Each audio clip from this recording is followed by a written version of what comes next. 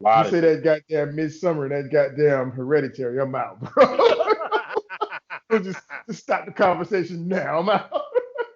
That's that's horror movies of the year. That's the funny thing about these A24 movies, right? Uh, You could tell we all know that these movies have low budgets, but because of their production value or whatever they do with they seem to make the most out of the very little that they have when they make these fucking films. I'm astounded.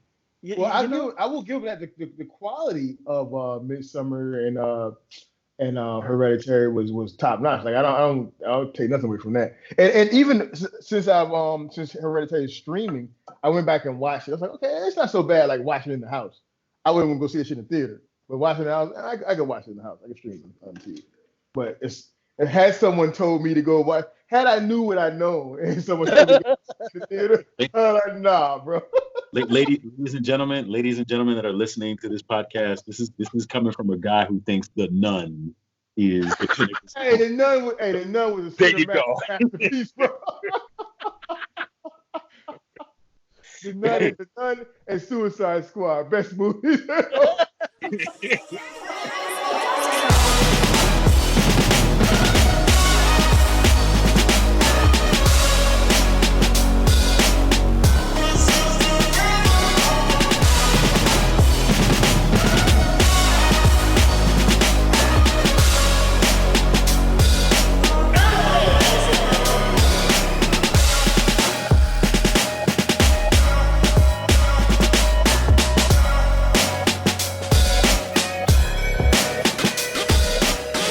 Welcome back for the first time, geek enthusiasts and lovers of the plastic crack. This is your safe space, free from safety. So put your hands on some plastic. It's time for toy detox.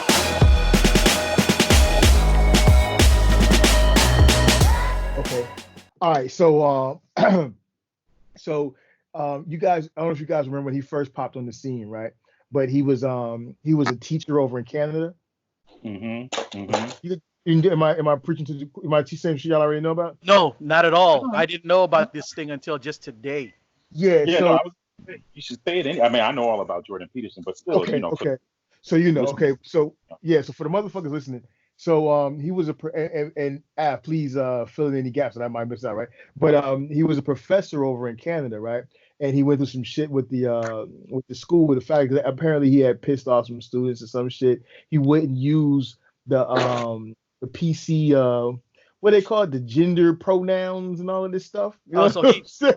he wouldn't go with the growing trend of changing non-binary fucking Yeah. terminology and shit. Now this is I'm telling the story based off of my first um,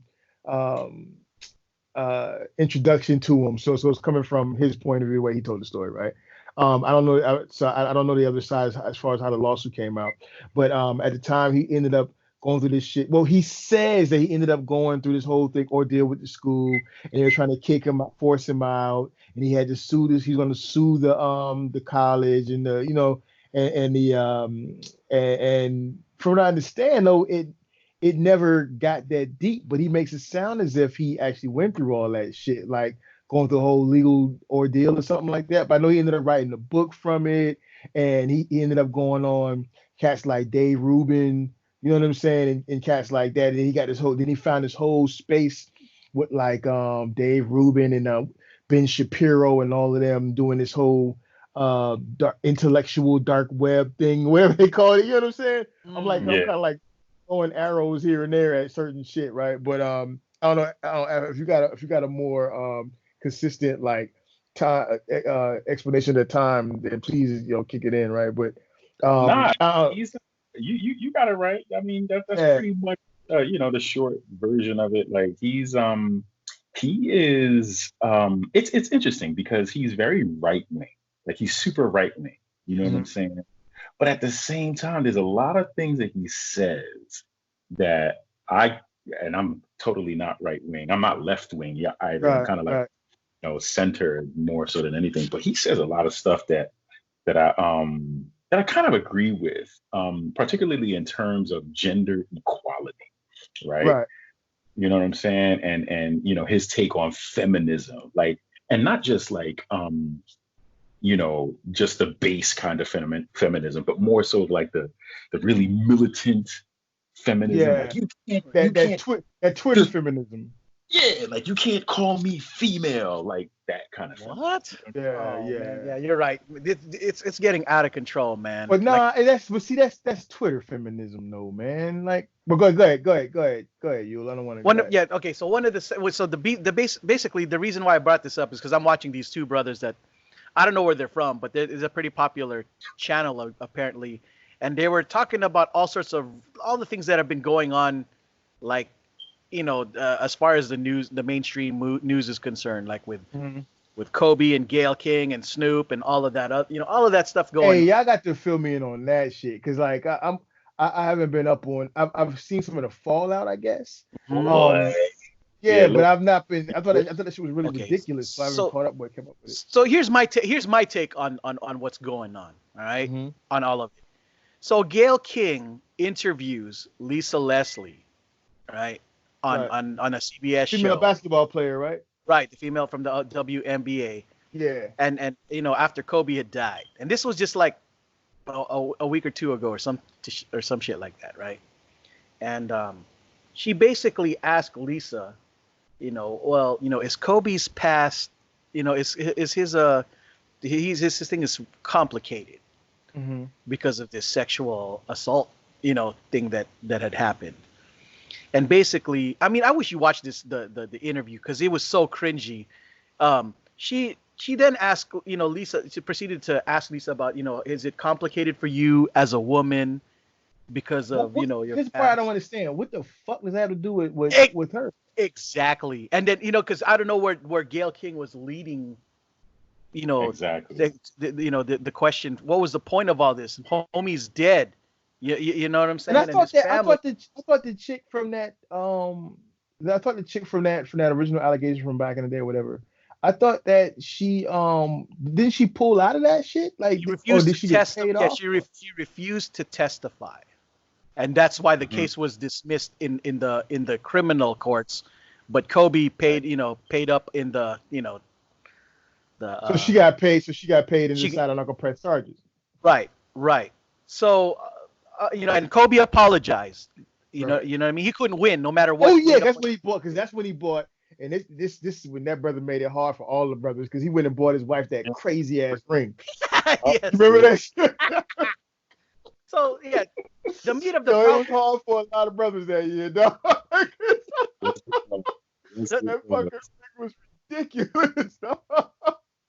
Well, what happened was, Gayle King seemed like she was leading Lisa Leslie to some conclusion, and Lisa was like going, well, I've known a lot of other NBA players that were the type that could, do that kind of thing, and Kobe was not the one. Like, and then Gayle King said, you wouldn't know because you're like you wouldn't see that because you're like his friend. I'm like, then bitch, why did you ask her that question in the first place if you're just gonna lead her to say, to that kind of thing? Either way, it set everybody off. Everybody was mad. Snoop took it to a whole other level. That's what I heard. Yeah. And that's what the drama is starting off right now because Snoop said, look, we the worst. He said, we are the worst. So right now, of course, there's a lot of things going on right now. So Oprah and Gayle King, because of this, what did he say, have taken some serious. What Snoop said? Yeah, because he basically said, you dog-headed bitch. Back the fuck off before we come and get you. Yeah. He was basically sending her death threats, like essentially. You know what I'm saying? Well, I was watching MSNBC this morning, or better, I was listening to it, taking my wife to work, and I guess he apologized, and what's her name? Mika Straczynski or whatever. She was going in like she was hot about it, right? And for me, she don't really have she don't got much credit, man, because ever since it's a few things I'm not going to. I want to derail the story, but you know what I'm saying. She likes to go hard in the paint for the, you know what I'm saying, to support the black people against the racism and shit. Right. But then when she should support the black people against the racism, she don't seem to do it sometimes. You know what I'm saying? That's a whole another story. But so when she was, so when the Morning Joe dude, when he was like, well, maybe we should, accept it. I mean, Kobe, Kobe's a good guy, blah blah blah. And then of course what they do is they bring in Al Sharpton as the only black person to address it because they don't want to say it themselves, right? Yeah. The So token. he come into his token thing, right? And so, but Mika Straczynski, and usually whatever Al say, then they let them go with it. But Mika wasn't having it. Like she was like, no, he should heard death threats. You know what I'm saying? But I forget that that's Gayle King. Really Gayle King is Oprah. You know what I'm saying? So and that's Mika. Mika is down with them. You know what I mean? So that's a whole another class. But go ahead. I'm sorry. Go ahead. Okay, so now there's kind of like a civil war taking place among black folk these days. No, the fuck it's not, bro. No, the fuck it's not. Well, here's because of this, and you'll understand why. There's the people who are really mad at Oprah and Gayle for this, and her doing this to Kobe started to bring up a whole bunch of stuff that took place a couple years ago. Like all of a sudden, black people are bringing up, Monique had done warned us about Oprah and Gayle, that they call them the pick Negroes that Hollywood chooses to Hey, let me just throw this out there, right? If you go look at them, there's some you go look at the pictures of Epstein's Island and some of his little hangouts and shit. Apparently, right, agreed, and that's Oprah got some time. That's exactly what Brothers Up Snoop brought up. So he goes, I don't see you asking these dumbass questions to fucking Harvey Weinstein and shit. You know what I mean? He's no, I'm saying Epstein, bro. I ain't even saying Weinstein. Everybody talking Weinstein. I'm talking Epstein. Either or, none. Because they include all of them. He goes, right. She goes, I don't see you asking them. The black community is like, we don't see you asking those Jewish media guys in charge any of these dumbass questions, but you go and slander our legends like Michael Jackson and Bill Crosby and who all of the you know what I mean? It's like all the legends. So people are starting to get like, we're starting to notice a pattern, and they're like, Bill kind of did himself in because he admitted it. Like you that's besides the point. My point. You don't never admit, besides the point. Deny. Because now they're the black people are like saying, look, you picked the worst time to fucking do this. You know what I mean? Like homeboy just died. His family's gonna watch this, and you bringing up some old shit that that's not even been proven. It's all just accusations. An alleged victim. The chick got paid and decided she wasn't gonna testify. Right. Like, what is that to bring up? In my opinion. And just where the civil war is taking place. Like some people to include feminism with black. To be fair, is it a civil war or a Twitter war, bro? Is it civil or a Twitter war? You know what I'm saying? It's more of a Twitter war, but Yule is kind of correct in the sense that like there are two camps. You know what I'm saying? Like some people are like F Snoop, some people are like F Gayle. You know what I'm saying? And the message is lost along the way because people are taking camps over like decency. You know what I mean? Like people forgot that the message was, Gayle, why would you bring up why would you bring that shit up while the parents while they still haven't even buried that fool. Let me ask y'all, what's y'all opinion on that? What do y'all? I mean, because I wanted to introduce this. There was this journalist chick who is white, this Caucasian journalist chick who did some Twitter posts about it, and she got fucking that boof. You would have thought it was the Beehive or something. They went after her for like days on Twitter over that shit. So like it's not just black, it's not just Gayle. I'm assuming people went at Gayle because she's black and he's black and we're black, right? Hang on, it's not even done yet. There's more? Yes, this gets crazy because now the some government official, I forgot her name, Rice. What? Not Condoleezza, the other Rice. Basically said to Snoop, you need to back the fuck off on Gayle. Yes.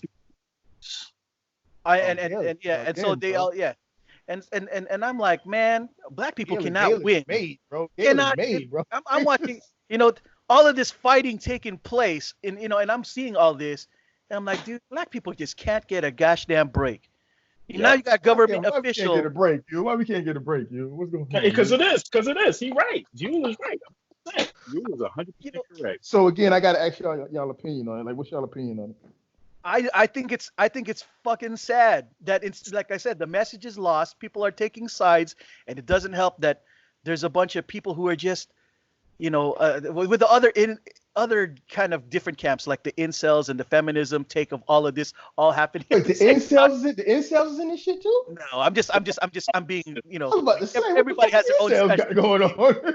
because the feminists are like, obviously with the Amber Heard thing taking place all of a sudden at the same time, the men are mad because they're like, look, Wait, the Amber Heard thing. What's that about?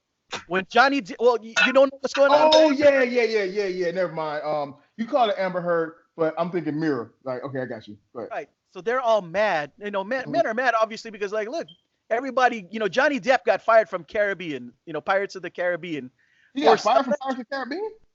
For allegedly being abusive to Amber Heard.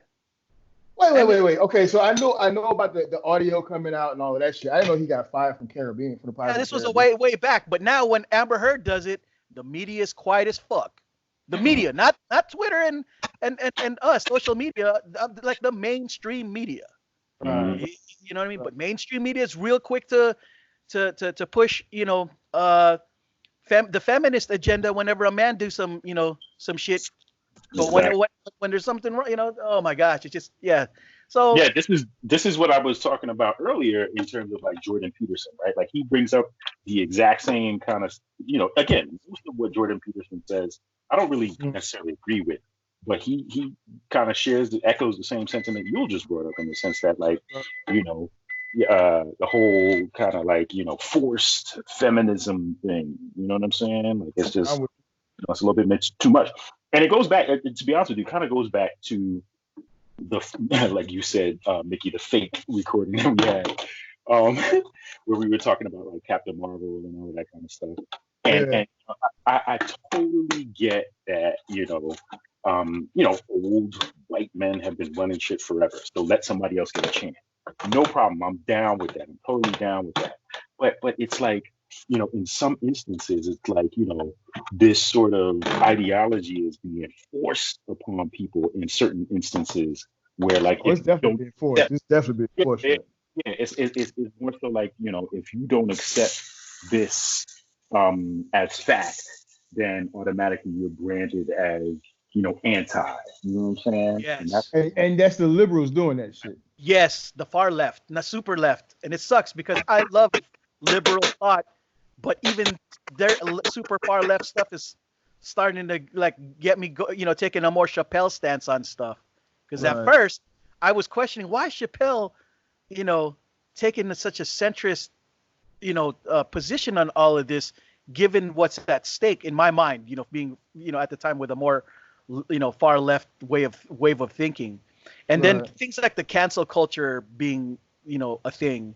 And feminazis, not regular feminists, because I give props to the real feminists out there that are fighting real hard to do the right, to try to get their stuff, not the ones that want a 68 and I owe you one kind of feminism. The one where, the one where they want all the response, they want all the glory but no responsibility. They want all the work position. 68 and I owe you. I'm feeling that one. Yeah. You know what I'm saying? Like where they want all the props, all the things that go with, having rights and stuff, but none of the fucking, but will quickly blame the man for any of the consequences of their own decisions. You know what I mean? Okay, well, so, let me ask you a question. I'm not saying all women are this, but I'm just saying that those kind of feminists that are out there. And here's the thing: one of the things that I was watching in the YouTube video sequence was talking about how, because there's a growing trend of females having more money than a lot of males, a lot of them don't want to date down; they only want to date equivalent and above. But that's not new. That's not new. No, understood. Understood. But here's the problem. Here's the problem. When we date down, it's normal for when men do it. But when women, when women do it, it's frowned upon. It's wait. You said when women date down, it's frowned upon? Among the elite, those women with that demographic of women that are successful and stuff. I will have to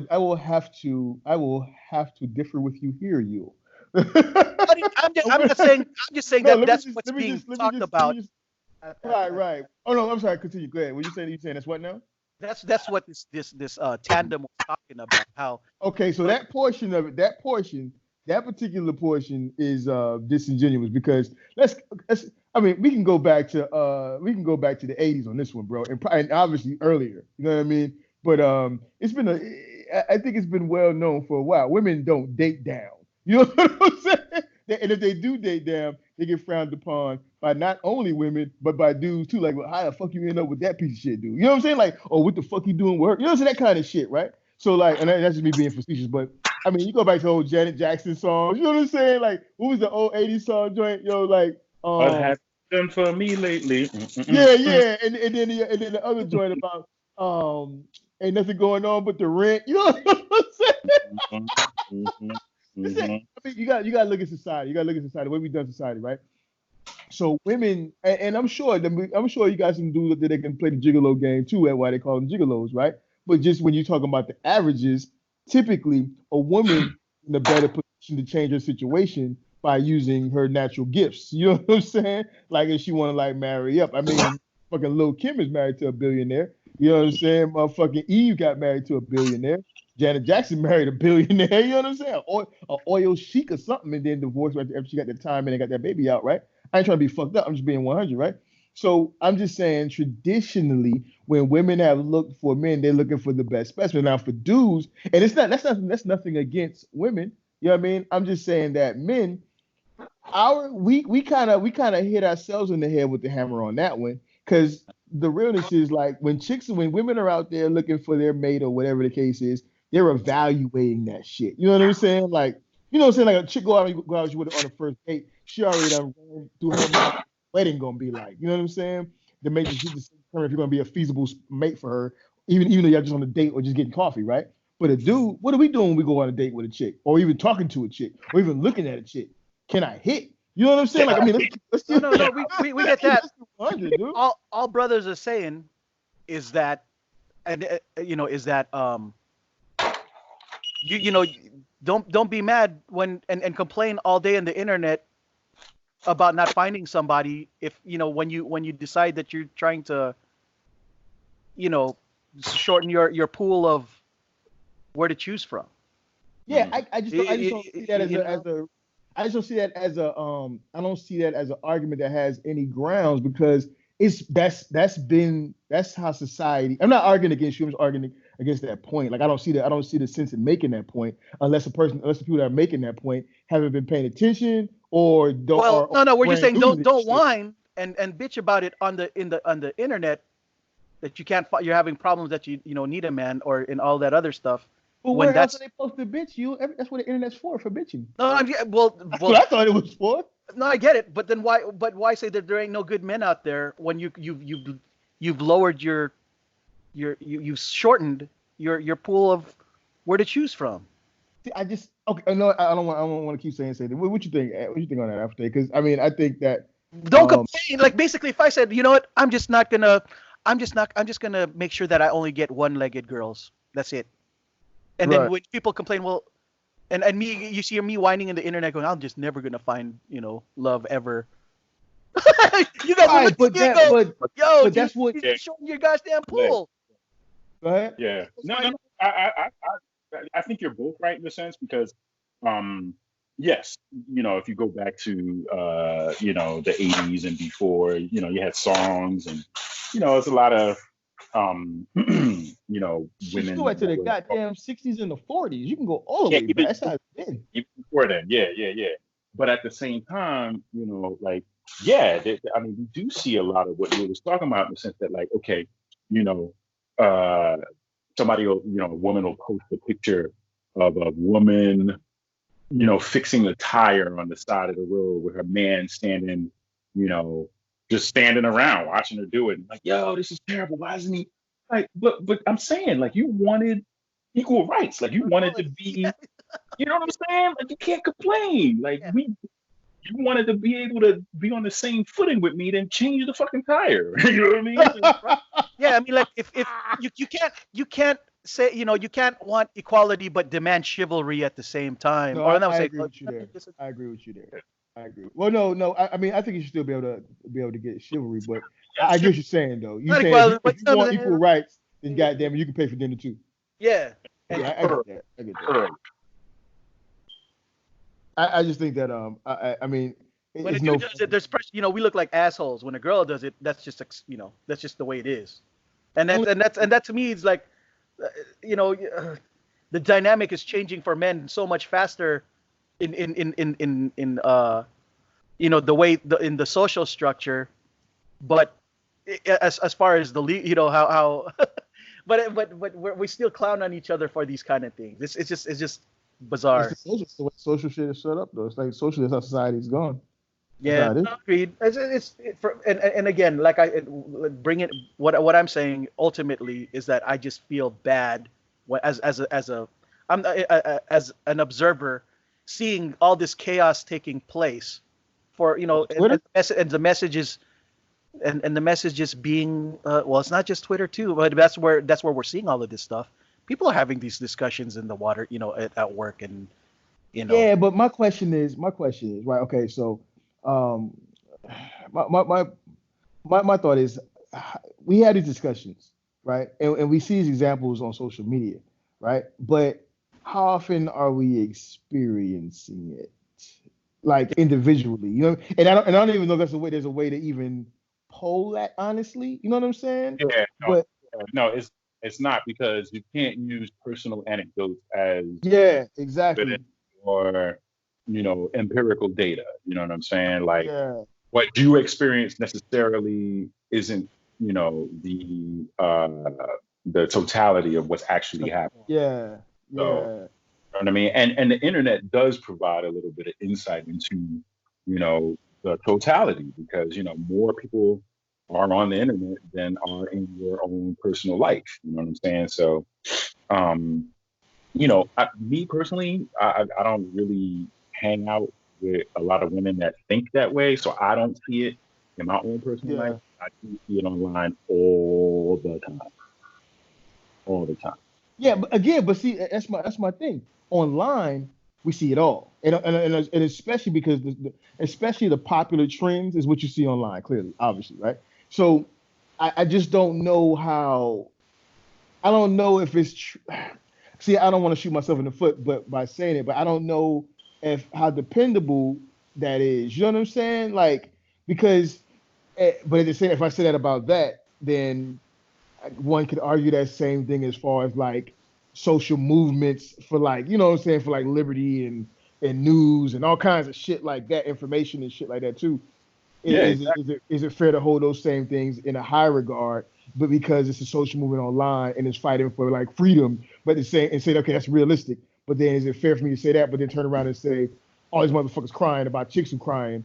That's not realistic. I don't think it's fair for me to sit to make that right. judgment. But at the same time, I feel like a lot of dudes is pussy right now. I'm just online anyways. You know what I'm saying? That's just my opinion.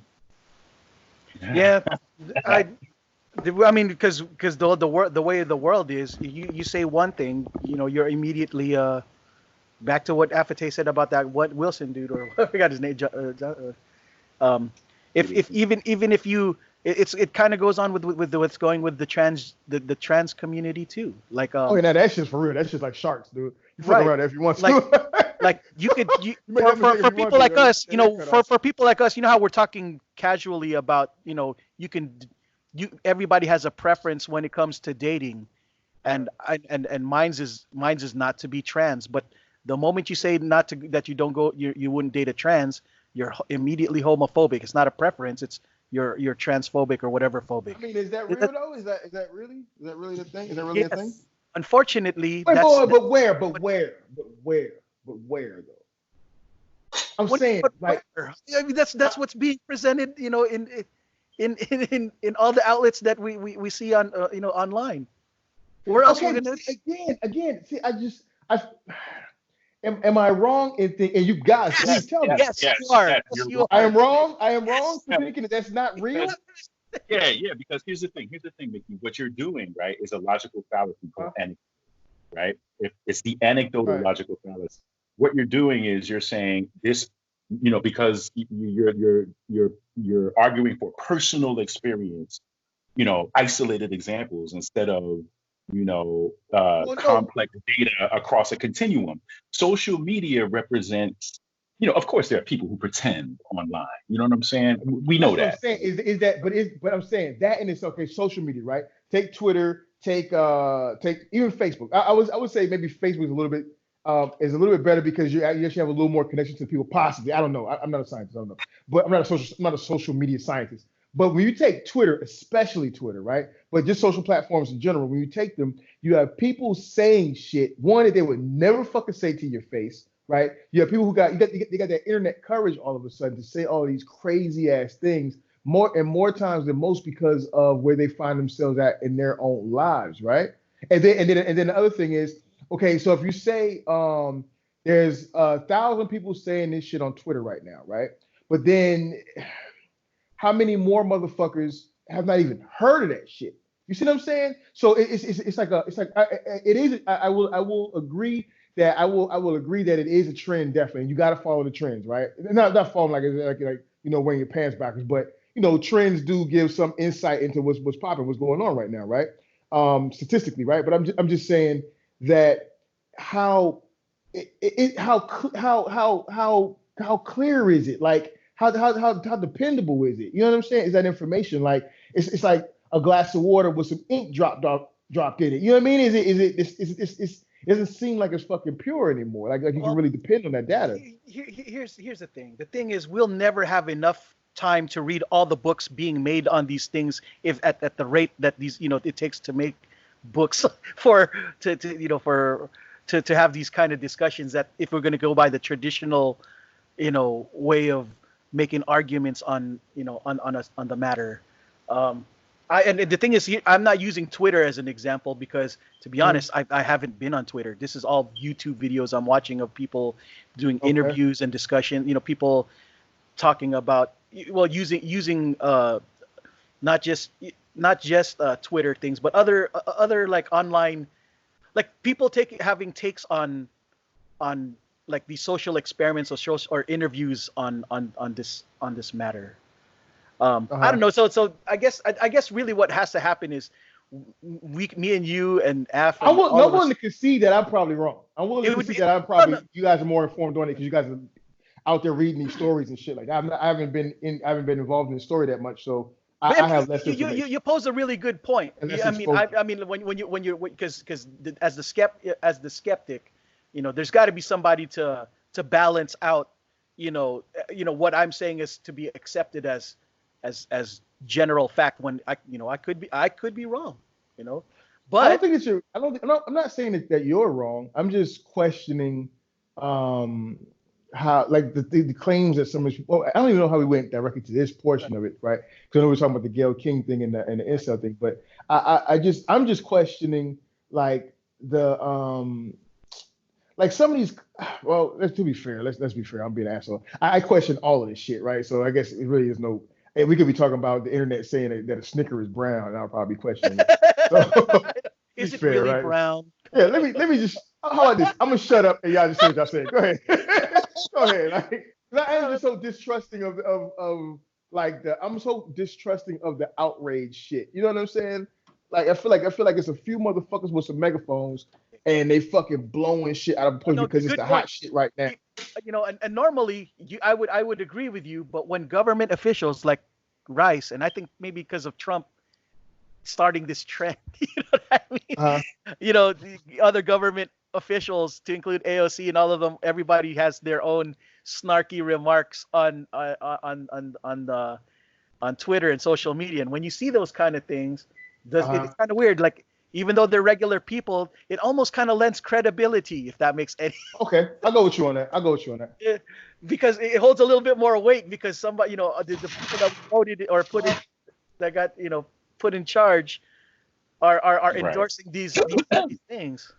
Okay, I'm going to agree with you guys. Instead of Rice calling Snoop to say, "Yo, Snoop, I need you to back off," instead, she used social media as the platform to tell Snoop, back off.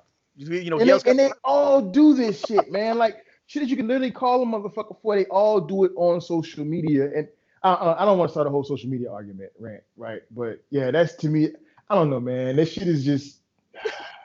I mean, like I said, it would if it was just people like us in the third party fandom, talking about toys, and having heated discussions about this kind of shit. Of course, I'll have your take on it. But again, when a government official says, participates in these Twitter wars, now it's all of a sudden it's okay, maybe the platform really is a thing now, and it isn't just something that takes place in Twitter. But like these are discussions taking place. It's kind of like they validated that platform. Yeah. To be where You guys did say earlier in the conversation, you guys said it is a thing now. It is real. It is life. Like you know what I'm saying? Like because my argument was like, but is it real? Is Twitter even real? But you guys did say it is real, and I guess it has become that. You know what I mean? So it is a world unto itself. I don't even read Twitter. This is people using other. And I don't mean when I say Twitter, I'm using that as the face for like all that social media. Oh no, shit. Agreed. All I'm saying is that you're right though, and it's crazy because I don't look at Twitter, but somehow Twitter's in my face. Twitter discussions are taking place on YouTube videos that I watch. Yeah. Yeah, and everybody cites it. Huh? Go ahead. Yeah, no, Twitter, like more people use Facebook than any other social media platform, but Twitter has a little bit more power, which is weird as hell because, that is, even though like you can't type anywhere near as many characters in a Twitter, in a tweet than you can in a Facebook post. For some reason, Twitter just became like the more Twitter prominent. God. Twitter is like God. And so, it's pretty insane. Like literally the president of the United States uses Twitter to change the world, right? Like, you know what I'm saying? Illegal shit. Manipulate votes. And Kamala Harris wanted to get him kicked off of Twitter. Kamala, we got to get him off of Twitter. That was her presidential policy, dude. Candidate. We gotta stop Donald Trump we gotta kick him off Twitter. Goddamn. So did we go through? I wanted to ask y'all like beyond all that, like with Snoop apologizing and shit. He did apologize actually. Well, no, yeah, I got that. I wanted to ask y'all, what do y'all think? Like, what do y'all think about Gayle? What do y'all think about Snoop? Like, y'all from your perspective, like, is it cool or not cool that should she not have the room as a journalist to ask about that? And then for Snoop, like, I mean, just what are y'all thoughts on it? What are your thoughts on that? Well, here's the thing. She yes, as a journalist, it's all okay. Fair. It's all is fair. It's okay for her to ask the question. But the way she went about it, she kept pressing it. You know what I mean? She kept pressing the issue. Like you got leading the witness. Question. I got a question. Yeah, like leading the witness. To be clear, most of the interview was fine. It was just that one little part. You know what I'm saying? That was like, damn, bitch, like, why are you going there? Exactly. You know but most of it was all right. Like she didn't violate it. It was a decent interview. It was a good interview. You know what I'm saying? It was a legitimately good interview. But that one part was just a little bit extra. Like, damn, yo. Like, why you going? Back to that one. I gotta go YouTube that one. I should have went back starting with Kobe. Kobe. What happened with Kobe's thing too? Anyway, because when Kobe did die, right? Of course, there was a lot of people that were sad, but there was a lot of fighting taking place in the internet, saying, "Yeah, I'm glad that rapist died," kind of shit. Like those are the kind of rapists being found. Well, I don't know if it's your daughter. That's the problem. No matter because that's the problem. The problem is, and this is why I said I felt bad, because the problem is the arguments that these guys in YouTube were saying was like, you cannot just say these, because Gayle, first of all, you're black, so you should know and understand the history behind why it's dangerous to feed into this kind of stuff when things like Emmett Till happened. Where he was accused of just whistling at a white girl, and it turns out that shit wasn't even true, and he got fucking killed for that shit. Well, that'd be fucked up for saying, Kobe, but Kobe knew that shit too, and he still went and fuck with that white chick, man. Nothing I got anything against fucking with white chicks. I'm just saying, like that's always a danger. That's always a hazard, especially if you're a successful black person, black man. Like I think That's my personal crazy. opinion. I'm just You, keeping. I mean, I might be Still, fucked up for saying it, but I'm you, keeping it you 100. no, no, no, no, true. no. Still You've in said 20. something that I get beat up on all the kind of time. But What do you continue. mean? Go ahead, Af. Go ahead, Af, before I make my point. I was just saying it's still in 2020. It's still, Yeah. yeah. Because it sounded like you victim blamed there for a minute. It's possible. I Yeah. possibly did. I mean, but here's the realness. Like none of us will ever know. I mean, that's the shit right there. None of us will You ever should have know. never wore that outfit knowing that there's sharks around. That's my argument. That's my argument, and I got lambasted for that. So to hear you say that, Okay, so I'm I just not hate on that. you I'm not on because that whole like, shit. that's me getting in I'm not trouble. on the whole shit with like, you know, if a That chick brother should wore have this. known. You should guy, know that you know white what I mean? would you know that you when you play like that, you could face the possibility of being, put in that kind of fucked up situation. I mean, but for real, I mean, okay, and again, please, I can be being insensitive. I typically am. You know what I'm saying? I mean, well, and here's where I'm laughing. I'm laughing, and why I feel like where black people lose is that, is because like I said, the things like Emmett Till slash the feminist movement that Amber Heard, those kind of things. They it's okay for them to be the victim, but not the dude. You know what I Wait, is mean? Amber Heard a feminist too? When things that say believe. Yeah, she made this huge speech about. Well, I don't know about feminist, but like the abuse speech. She went on this huge thing about abuse and being abused, and it turns out that none of that shit's true, but the media just fucking glossed over it, like this didn't fit their. So to me, as I'm watching all this and observing this, I'm beginning to feel that the mainstream media has lost more credibility. The mainstream media has no credibility, none. Yeah, none. Like ever since and they've been slipping for a while. They've been slipping from the gallows for a while. But I feel like so go with me on this, right? Ever since Trump got into office, right?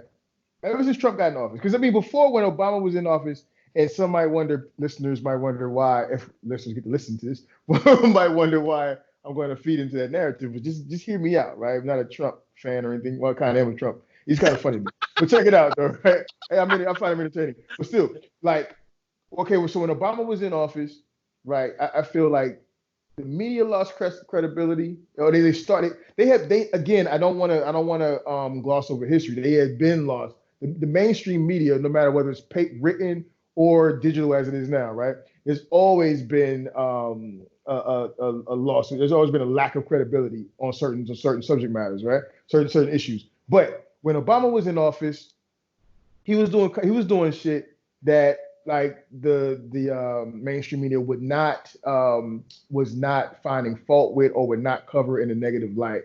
You had to go to Fox News for that, right? And then Fox News themselves, of course, was like over the top with, oh, he wore a tan suit. He's a fucking impeach him. You know what I'm saying? So there's always that lack of credibility. But when you but there was still some sense of like journalistic integrity a little bit. But when you fast forward past that, and then you get to the Trump deal and Trump being elected, and he interject this whole "I don't give a fuckism" into shit, right? Like I'm gonna do what I'm gonna do, and it don't matter. And I feel like they saw that shit, and it was like, huh, like you know what I'm saying? Like wait a minute.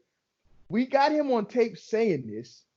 He's now saying he didn't say it, and people are okay with it. You know what I'm saying? And I feel like they was like, huh, I wonder if we can do that.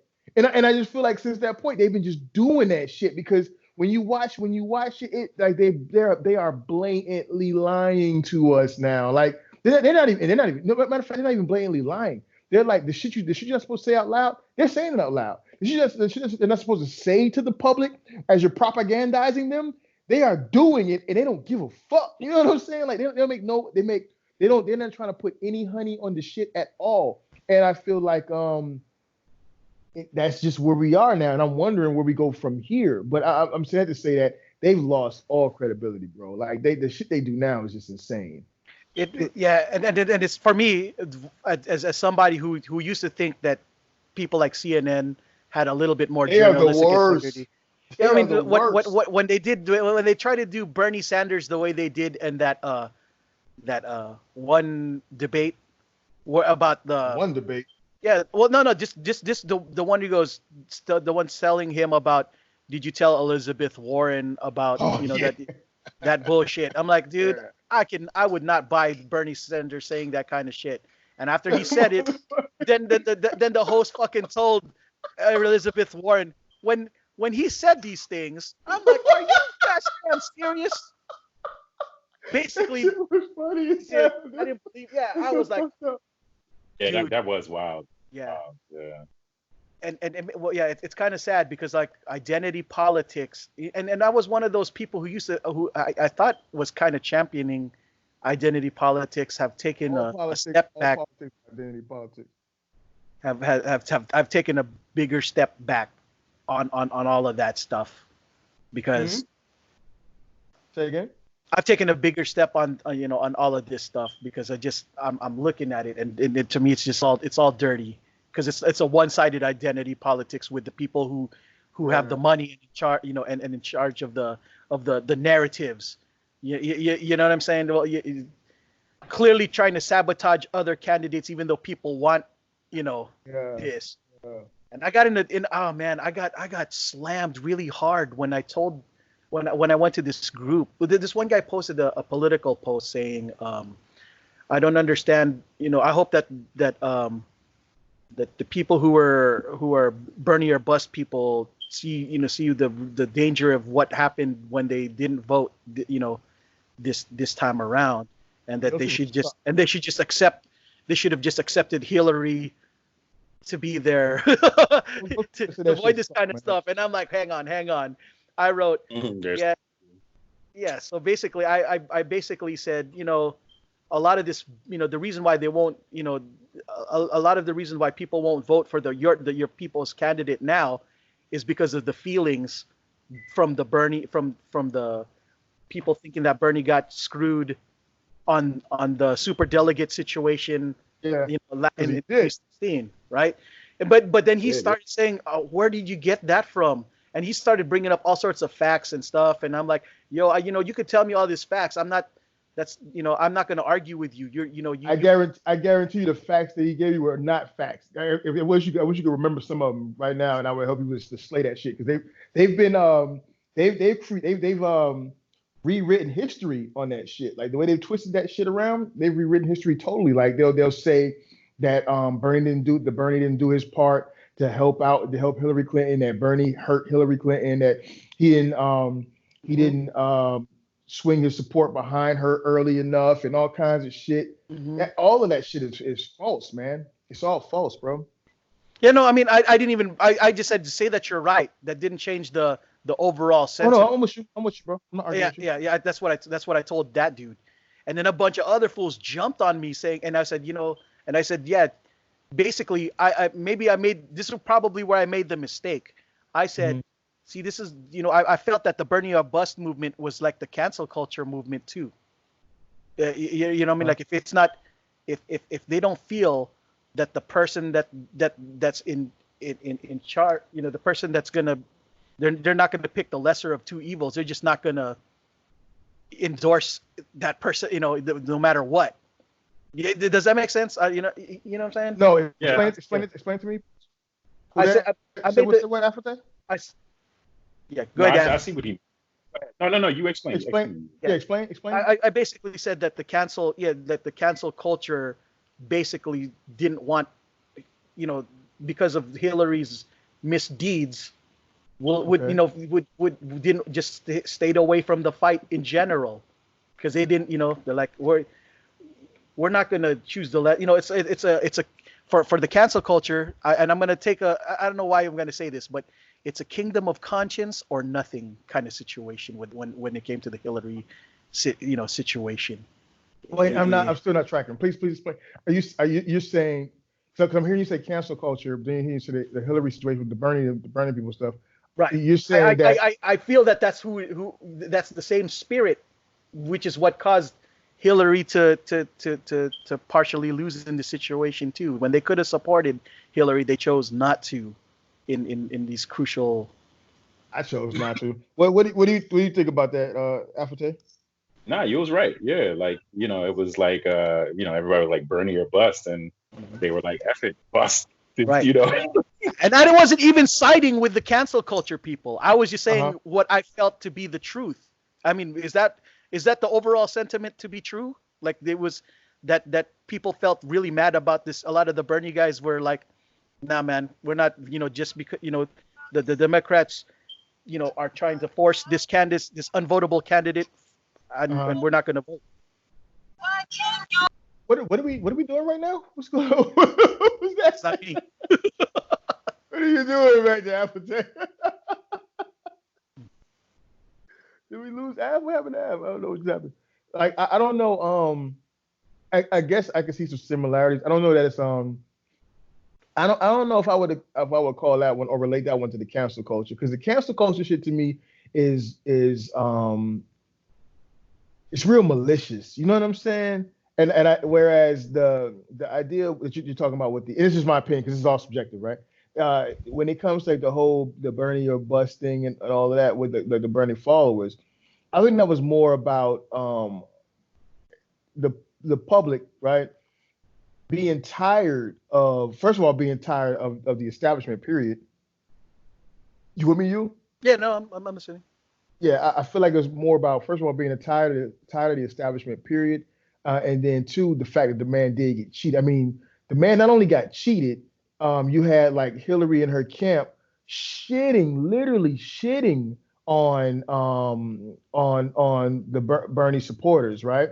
But then turn around after you talked all this shit about him, told him, okay, yeah, now you got to come over here and work for me, support me, vote for me. You know what I'm saying? That's like, yeah, that's like and typically the way and then what they tell you is, it's that whole vote blue no matter who, because they tell you we got to defeat Donald Trump. But then the reality is that Hillary Clinton's camp diverted funds to prop up Donald Trump in the beginning while he was running, because they thought it would be easier to defeat Donald Trump than one of the other Republican candidates. No, I So agree with all that. yeah, so like that's why I say, so it's a little more complicated, and really, to be honest, it's not really, actually it's not complicated. Let me correct that. It's quite simple. Hillary Clinton was a jerk. You know what I'm saying? She was an entitled jerk. And she was fucking corrupt and crooked.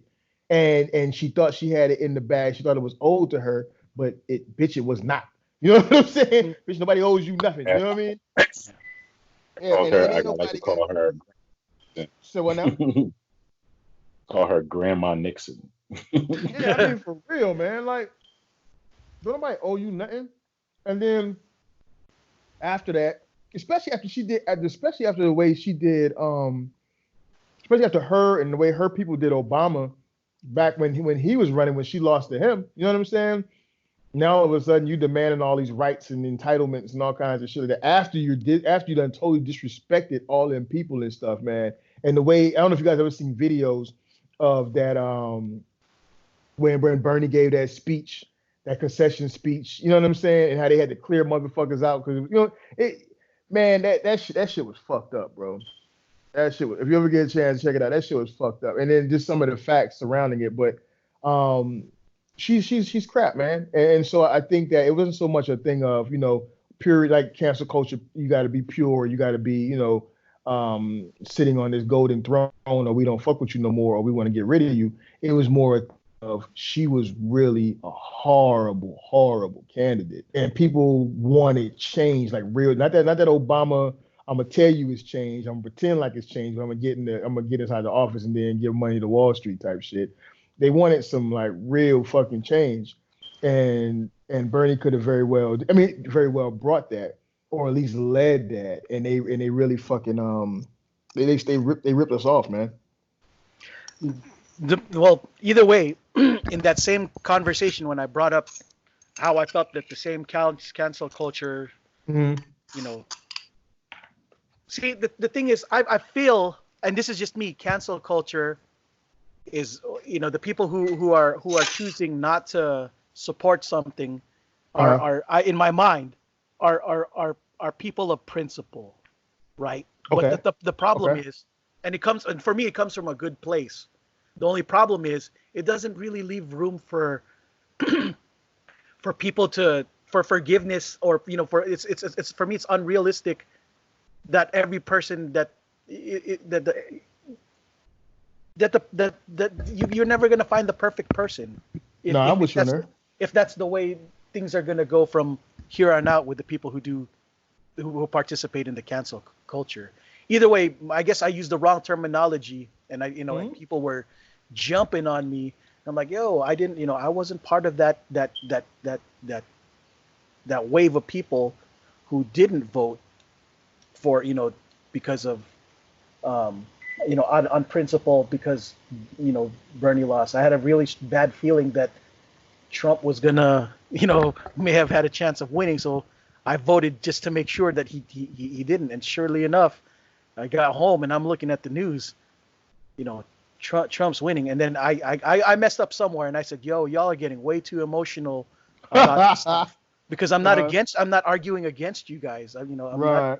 not, and this one guy come and said, you saying overly emotional, and this to a bunch of dudes. There's not even a bunch of girls, right? Told you, girl pussy.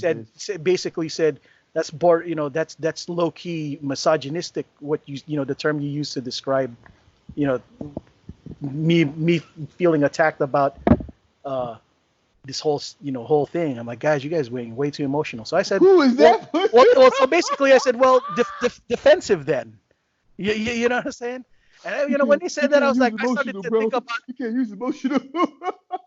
Yeah. So when I said that, I was like, oh man, maybe Af and them are right. Maybe I am like super misogynistic. If these other dudes are probably misogynistic. Bro.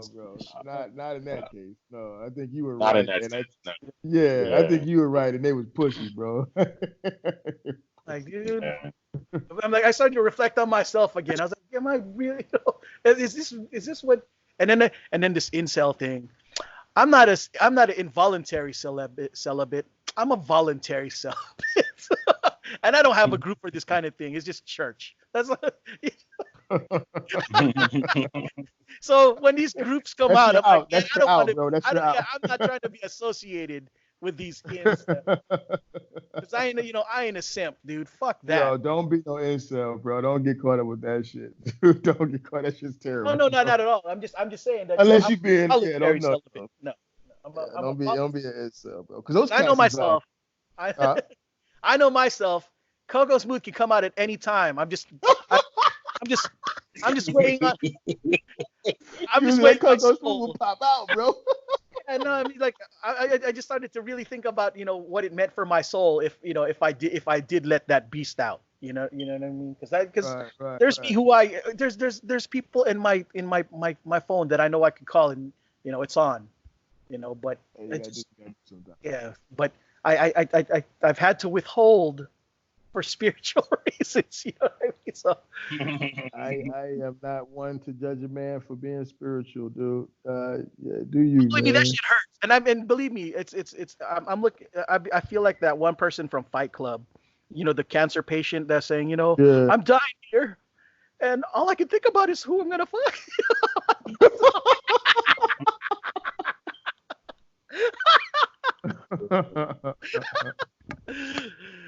Yeah, so I don't know. It's funny that those cats you was talking to come at you like I would say that that they were being the cancel culture. They were representing the cancel culture element at that point in that conversation or in that interaction, man.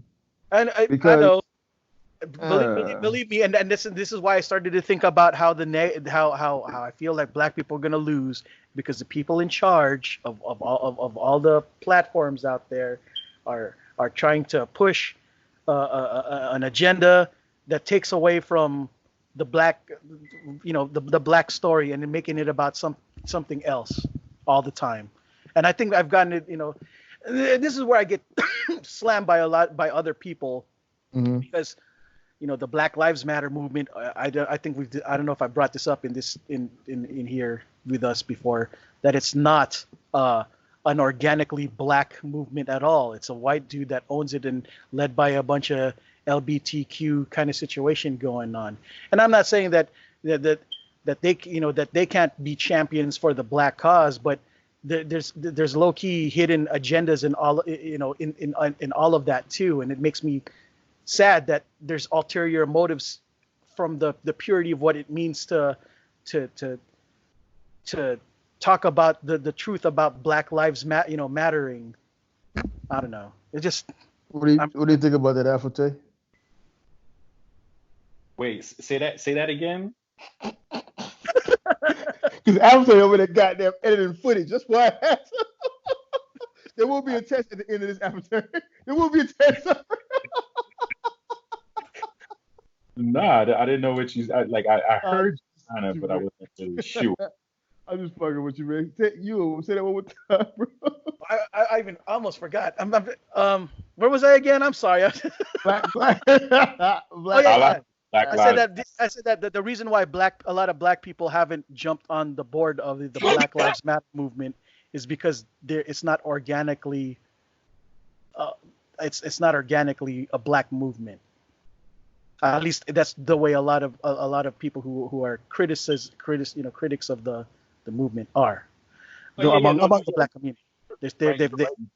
In terms of the critics of it, yeah, no doubt, you're definitely right. But I would beg to differ that the Black Lives Matter movement doesn't have a lot of black people supporting it. Like it when it first came out, you damn sure better believe it had tons of black people supporting it. Like that was a huge thing. You know what I mean? It became a national conversation because of black support.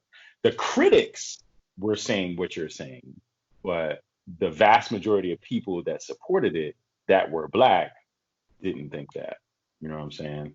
So it's bizarre because for me, what was more, I'd always felt that I didn't care who started it. The statement Black Lives Matter to me makes perfect sense to me, and I don't know why people tried to turn it around and say, well, everybody's lives, matters. I'm like, yeah, but black people are the ones being disproportionately. You know how that go, bro. You know how that go. Right.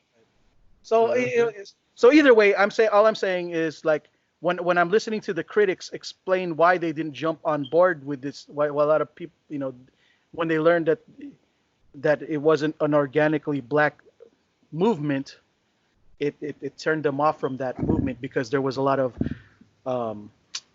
LGBTQ critics. Like, if you mind me asking, critics like who? And to clarify, I'll find the YouTube videos. I can't remember the name.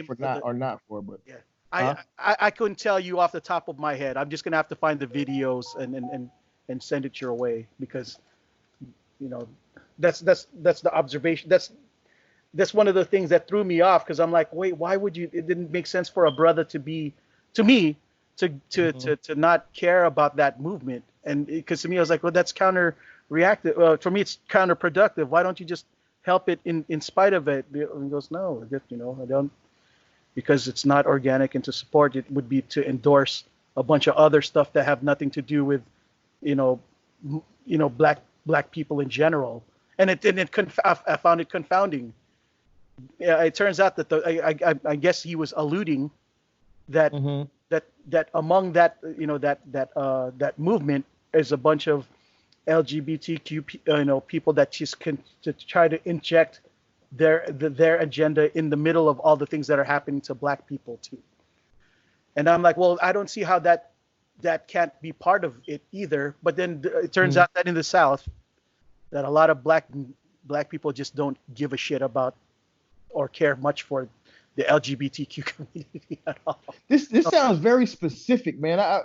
It sounds like this is all coming from like a specific source. I would let them know who's saying it. I'm not criticizing. I'm just letting you know that's where the reference that I got it. And normally, like I said, I would have just taken Black Lives for what I thought it was, and that's on face value, not even understanding I wouldn't take it on that there face was value. I wouldn't take anything on face value. Initially. But that's just me, because when what's the name got blasted, and my normal reaction was this is some fucked up shit. You know what I mean? I didn't know the facts, all of it. I mean, my natural tendency is to react, even though half the story is being told. It takes, of course, I like to give the benefit of the doubt because I have a tendency to believe, I had a tendency to believe the mainstream media when they had posted what had happened. You know what I'm saying? Mm-hmm. Like, why would I have reason to doubt that this this story at all? That this dude These motherfuckers want to control you. They want to control you. Right. And for me, people saying, and at the time when people were saying, well, we don't know the whole story. At the time, I was thinking to myself, well, I know, I just think that you're an asshole, that you don't like black people anyway, which is why you're, saying these kind of, becoming a contrarian for the sake of contrarian for being a contrarian in the first place among my Facebook friends in general at the time. You know what I'm saying? Because I gravitate towards believing, for the same reason that people say believe women, believe. Oh, shit. You know what I mean? I don't. All these goddamn tropes, man. I'm just saying that's why I feel that black men can't win, because with all of these things to consider these days, how does that help you guys? With all of these things in the gosh damn way, you guys can't even have Kobe without a politician fucking, I don't know, bro. Making it about Gayle King and all the. a wise man once made a very clean reference to black people being like from a superior genetic makeup, so they had the matrix us.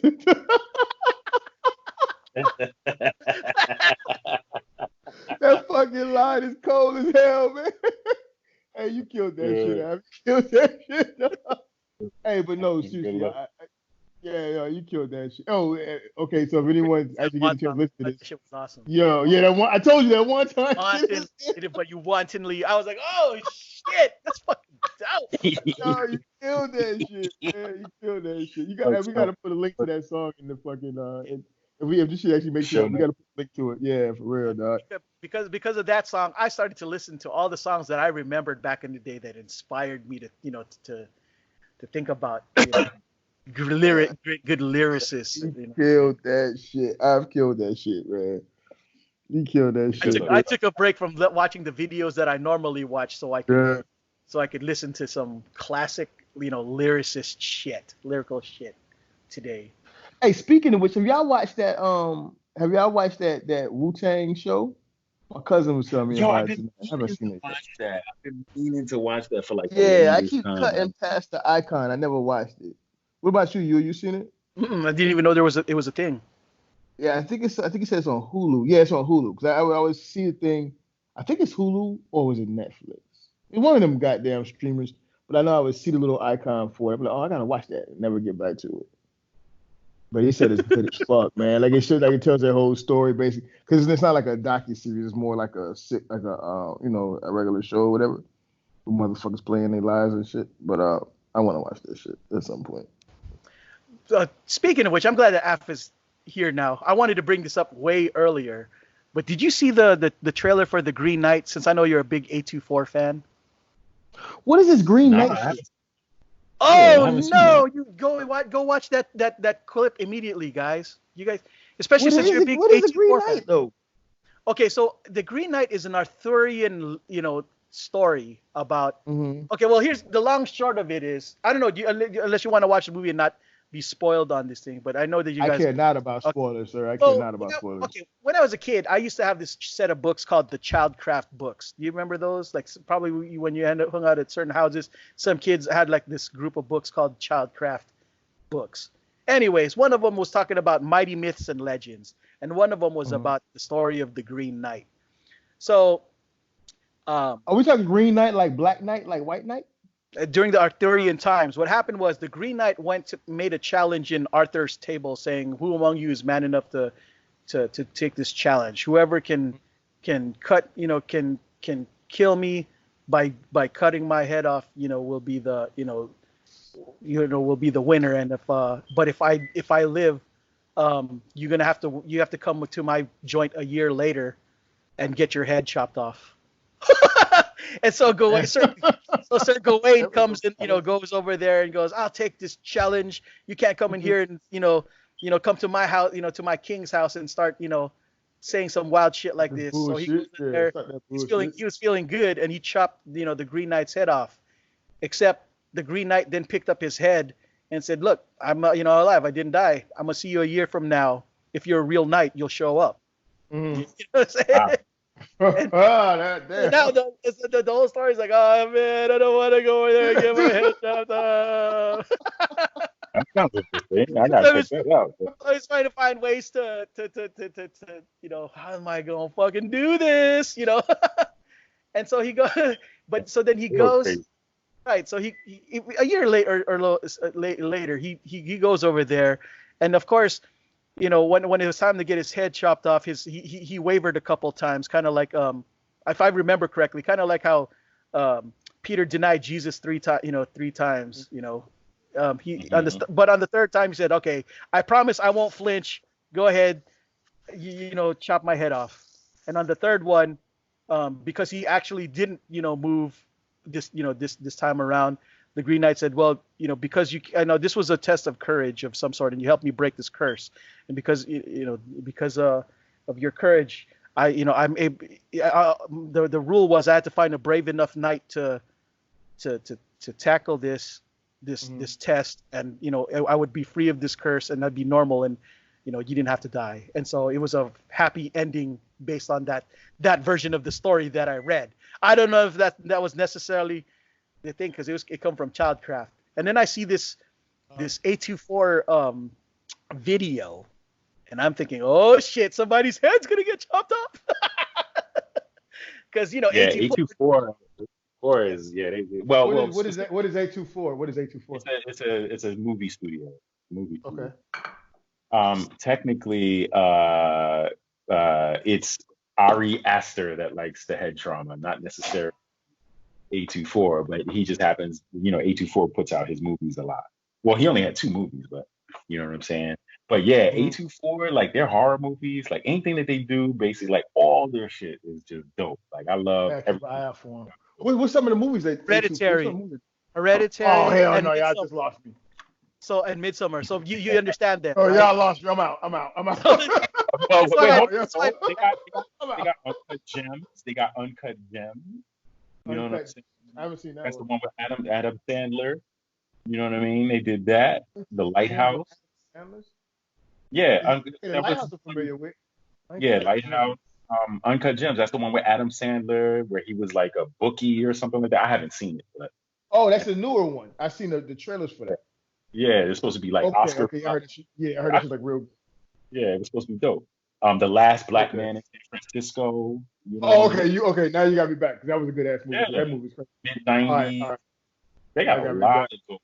You say that goddamn Midsummer, that goddamn Hereditary. I'm out, bro. just stop the conversation now. I'm out. That's hard.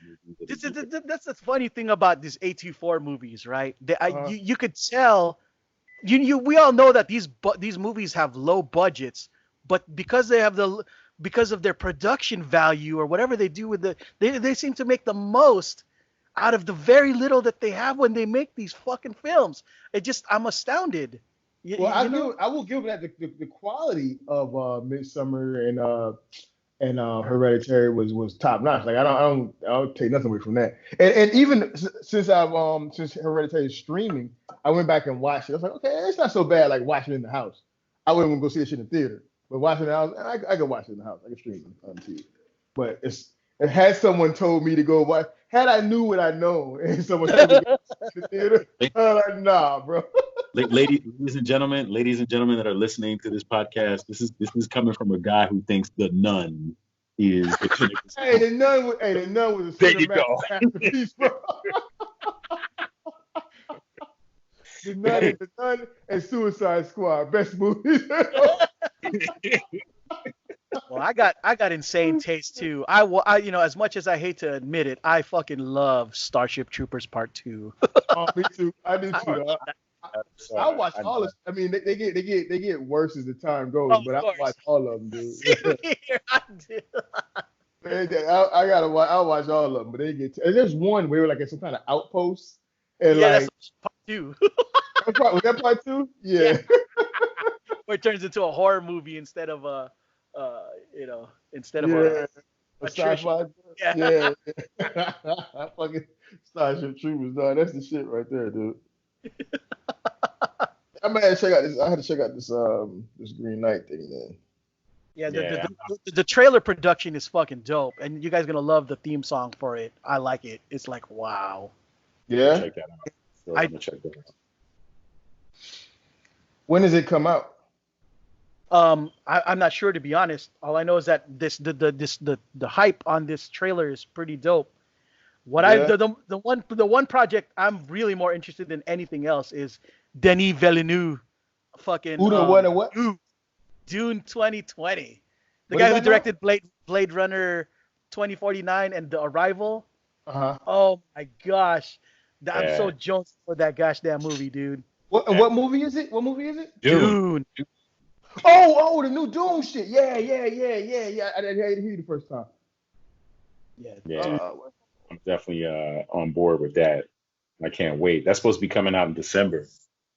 Speaking of which, yeah, I hope we talk about that one in a bigger segment in the next episode, because we got to get into really awesome debate about how this movie is just not gonna fly PC wise these days. Like it's got a very Doom? good it's got a very good chance of flopping because of like a lot of like a lot of Hollywood would not be able to understand because of how antiquated the story may come up. Yeah, I get you there.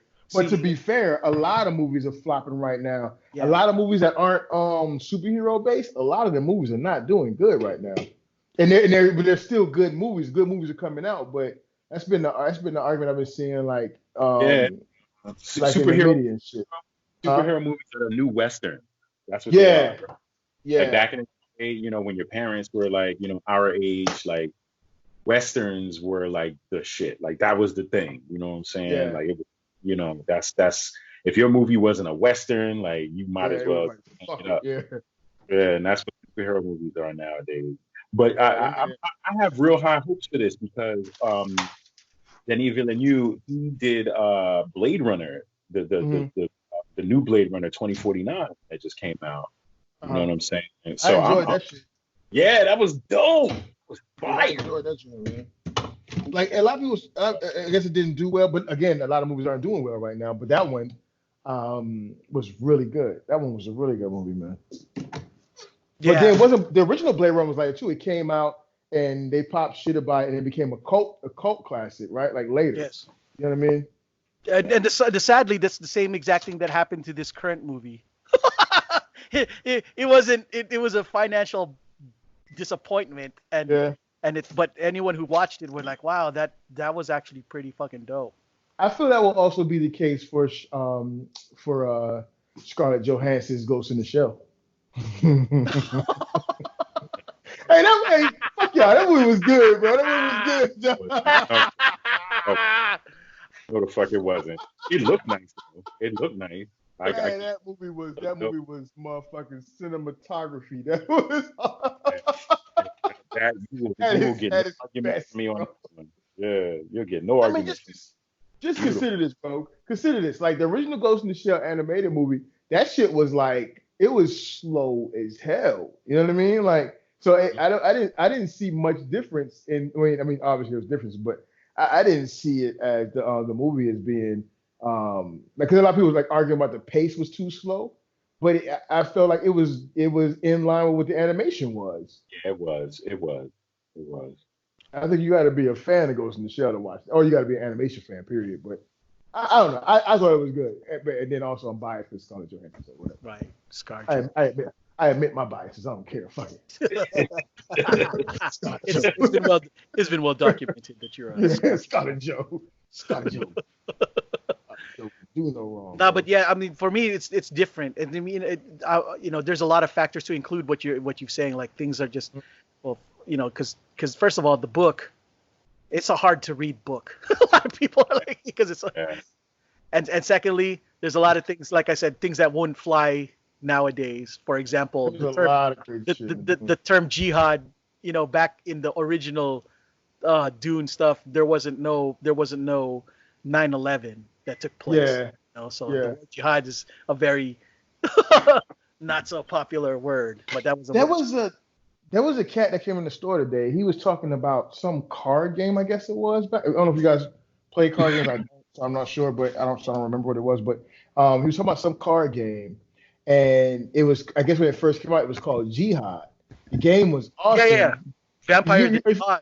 Yeah. yeah, exactly. Yeah, he was saying the game was awesome, but because of the name, it struggled. So they had to end up renaming it or some shit like that. You know more about that, you?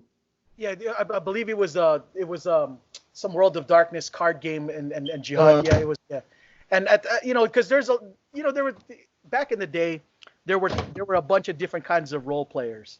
The mainstream role players were the D&D crowd. They were Mhm. called hack and slash, role players, and then there was the Goth Vampire the Masquerade players, the ones that played in the World of Darkness that involved a little bit more, gothic role play, and a lot of women were involved tend to have more involvement of this because of the gothic, vampire seductive kind of thing going on at the time. Mm. Yeah, when that card game came out, to try to White Wolf was was the equivalent of TSR at the time, because TSR did handle Dungeons and Dragons while White Wolf handled the World of Darkness, TSR. right? You know what I'm saying, right? Yeah. They Yeah, TSR. I remember that. Yeah, you might as well have said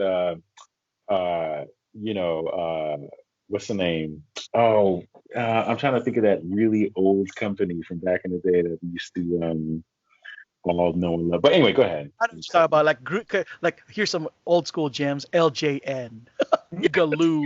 Yeah, Galoo. That's like Okay. Galoo. Yeah. I remember Galoo. So Wizards. What happened was Wizards of the Coast was in the the mid to late the mid 90s, like from circa 1993, 96, all of that. They were on the rise because of Magic the Gathering. And I believe that Wizards of the Coast may have been the same guys that were selling the vampire cards too, and selling Pokemon and all these other cards, Wizard of the Coast. And because D&D at the time was floundering, Wizards of the Coast bought off D&D, and I'm not sure if they also bought off the White Wolf company, but that's kind of where all of that, where Wizards of the Coast became such a card game kind of thing. And yeah, there were, from my understanding, the rules for Vampire Jihad or Werewolf the Jihad, one of the card games that was dope, never got to take off because people were like, well, that sounded too ethnic, it doesn't make sense to us, why would we what the fuck's a jihad, so I put a jihad on you. yeah.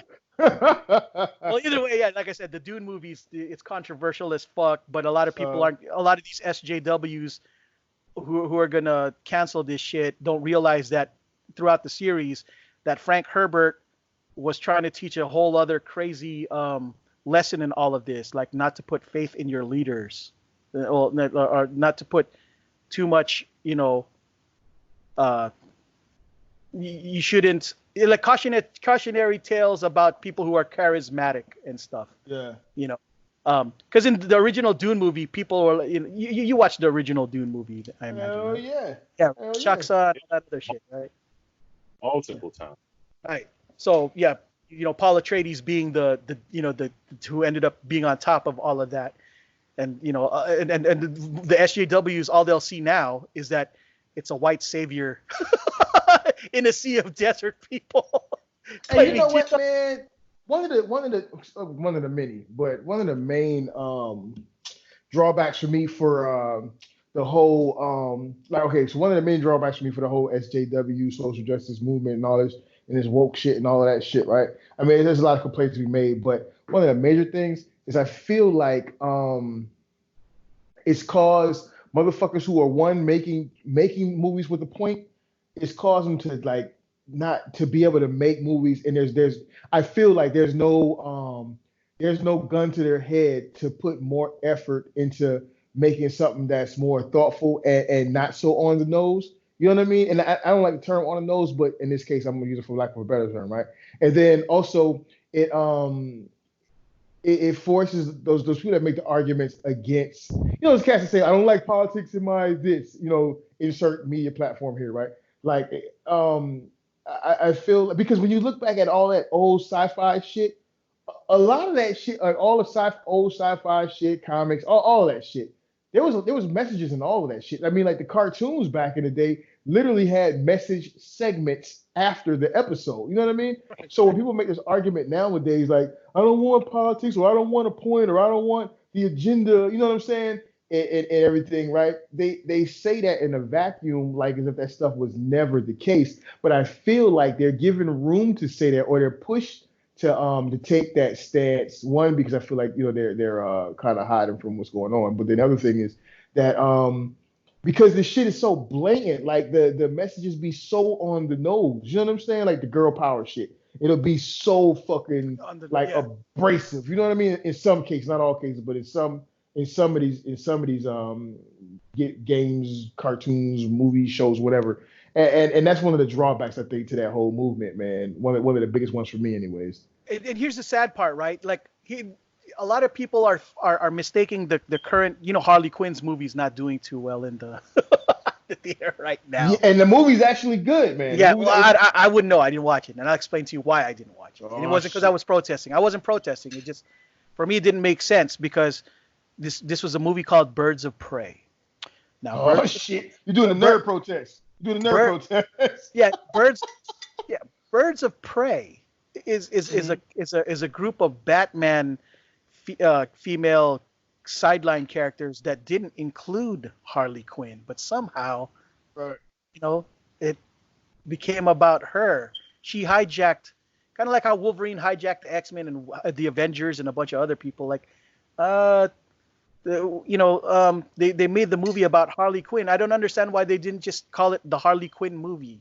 They didn't have to call it. I don't understand that neither. Like, now here's what I do know. It was supposed to have been Gotham City Sirens. Because remember, it was, but they that whole this goes back to it goes back to DC not having their shit together because they're trying to introduce. They still got to introduce Catwoman. And I mean, Cat. But they want to introduce her in the Batman movie.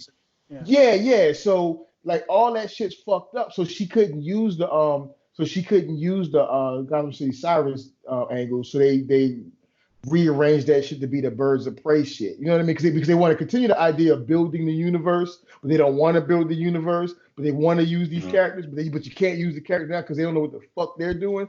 So I think she got caught. I think her shit, just like all the other movies so far as well, have gotten caught up in the studio's bullshit. You know what I mean? And then loses out because of that. Because a number of those movies were set up to be much better than they were. But because due to the studio's bullshit, man, they got fucked over. Yeah, no, I agree. There's a bunch of missteps too. Like first and foremost, it wasn't really marketed that well, and secondly, I just didn't understand why they didn't just call it the Harley Quinn movie. You know what I mean? If they wanted, I don't get that either. It was a mixed. It was a mixed bag. They just call it just make a Harley Quinn movie and call it that, and you run on her popularity, but. They clearly decided to market it on girl power shit, but the movie wasn't that. You know what I mean? Like a lot of the criticisms that come out from it are bullshit. Like, if you guys can take some spoilers, I can make some points on it. But it wasn't even that. I mean, it was girl power. It was girl power. I mean, it can't help but be girl power. But it wasn't like in that way where you're like, oh God, it wasn't cringy. You know what I'm saying? Right. I mean, the reason I protested it wasn't because of girl power, not at all. But that's the narrative taking place now, that men are at fault for not supporting this film.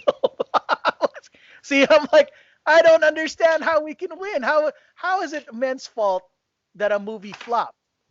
I can tell you how we win. We win by just going to enjoy the medium and saying fuck off to all of the goddamn the narratives and the agendas and the stories, like not feeding into that shit. Like, you know what I'm saying? Oh, I know, but that's go see Captain Marvel and just go see it, bro. That's what people are saying. Unfortunately, that's what people are saying. That they're saying they're blaming men for not showing up to, just like this Charlie's Angel thing. But here's my question though. Here's my question. Here's not my question. Here's what I propose to you. Does it matter? Like, I mean, if you go see the movie and you enjoy it, does it fucking matter what people are saying? Now it matters to the studio. That's not the argument. That's no, the argument isn't that the movie sucked. This one sucked. They're talking about why it flopped, and but that's not my point to you though. My point to you is, I mean, okay, for purposes of the show and the greater conversation, okay, yeah. But I'm saying my point to you is, does it matter what the fuck they're saying or the point that's being made, or even the argument that men suck or whatever the fuck? You know what I mean? It does. If you're going because I don't want it any more blame for shit that for their gosh damn failures. I'm like, but you only get blame if you include yourself in that cast. Like, you know what I'm saying? Like if you that's not what it sounds to the narrative. What? No, what I'm saying okay, is, like for example, right? And again, this is me being me, right? Faye-Faye's about to do Faye-Faye, right? but like, so like if the narrative is that all black men are violent and this, that, and the third and criminal, if that's the narrative, right? But I choose not to subscribe to that narrative, then only time I'm affected by it, that's a bit of a different kind of analogy, because I can still be affected by a narrative by driving out, you know what I'm saying, and getting pulled over and getting shot for reaching for my phone. That's different. We don't go that far. I'm just saying, like, if I don't allow myself to be placed in that classification, if I don't subscribe to that narrative, then that narrative does not exist to me. It's not valid. To you, but the point is, it's still in the ether. You know, right. It could be either all fucking day, but it doesn't take away from it. Doesn't in this case, my point, it doesn't stop me from enjoying my life. No, of course, no. You know what I'm saying? In the same way that narrative does, I'm not going to allow that narrative to stop me from going to enjoying a movie that I want to see. You know what I'm saying? That's what I'm saying. That's all I'm saying. You're right. I wouldn't let a narrative choose why I support or something, a movie or choose not to. I'm just saying that. I just don't want people to say that the reason I didn't watch it was because I'm a misogynist who don't support women power or anything like that. No, I didn't support it on geek principles, like, because that to me is not Birds of Prey. And you know what I'm saying? If it's just a Harley movie, then call it a Harley movie. I wish they would have just called it a Harley movie, though, because that title was didn't they change the name? Yeah. Dumbasses, like, so when the movie's not doing good, they're like, oh, I got an idea, let's change the name. No, motherfucker, it's too late. It's too late now. You already done ruined it. It's too late. Dumbass name. Like, that name needed to be, if they had that name, it needed to have, like, Quentin Tarantino or somebody needed to have directed that movie and written that movie, bro. And then that's another thing, too. The writer they chose, she's been sucking, dog. Like, she's not been doing good at all. Like, and I guess because they want to have a woman behind the writing. You know, all this shit goes together, man. Like, I can't pretend like the whole SJW movement doesn't have its effects on certain things. Just as I can't pretend like the motherfuckers who fighting against it don't got a certain, everybody's got their hands in the pot and fucking up the damn soup for everybody, man.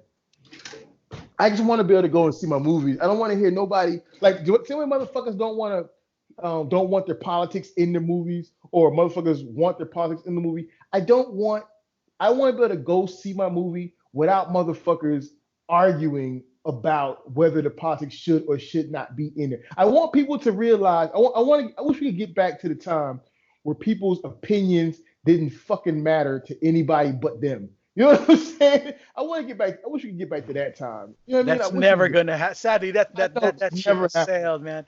And it's Star Wars. I remember when nobody made those kind of complaints about Star Wars. Now everything. Yeah, man. I wish there was a way to just wind that clock back to when kids didn't have like this desire to listen to music that didn't make no fucking sense. Like, you know what I'm saying? You sound like your parents. Right? I know, like when I was a kid, man, and we walked to school in the snow with our feet wrapped in barbed wire. But for real, I feel like everybody's opinion is getting the fucking way and fucking shit up. Like why the fuck does everybody feel like their opinion matters? Like, I feel like your opinion should matter. I feel like if you fight for your voice to be heard, then, yeah.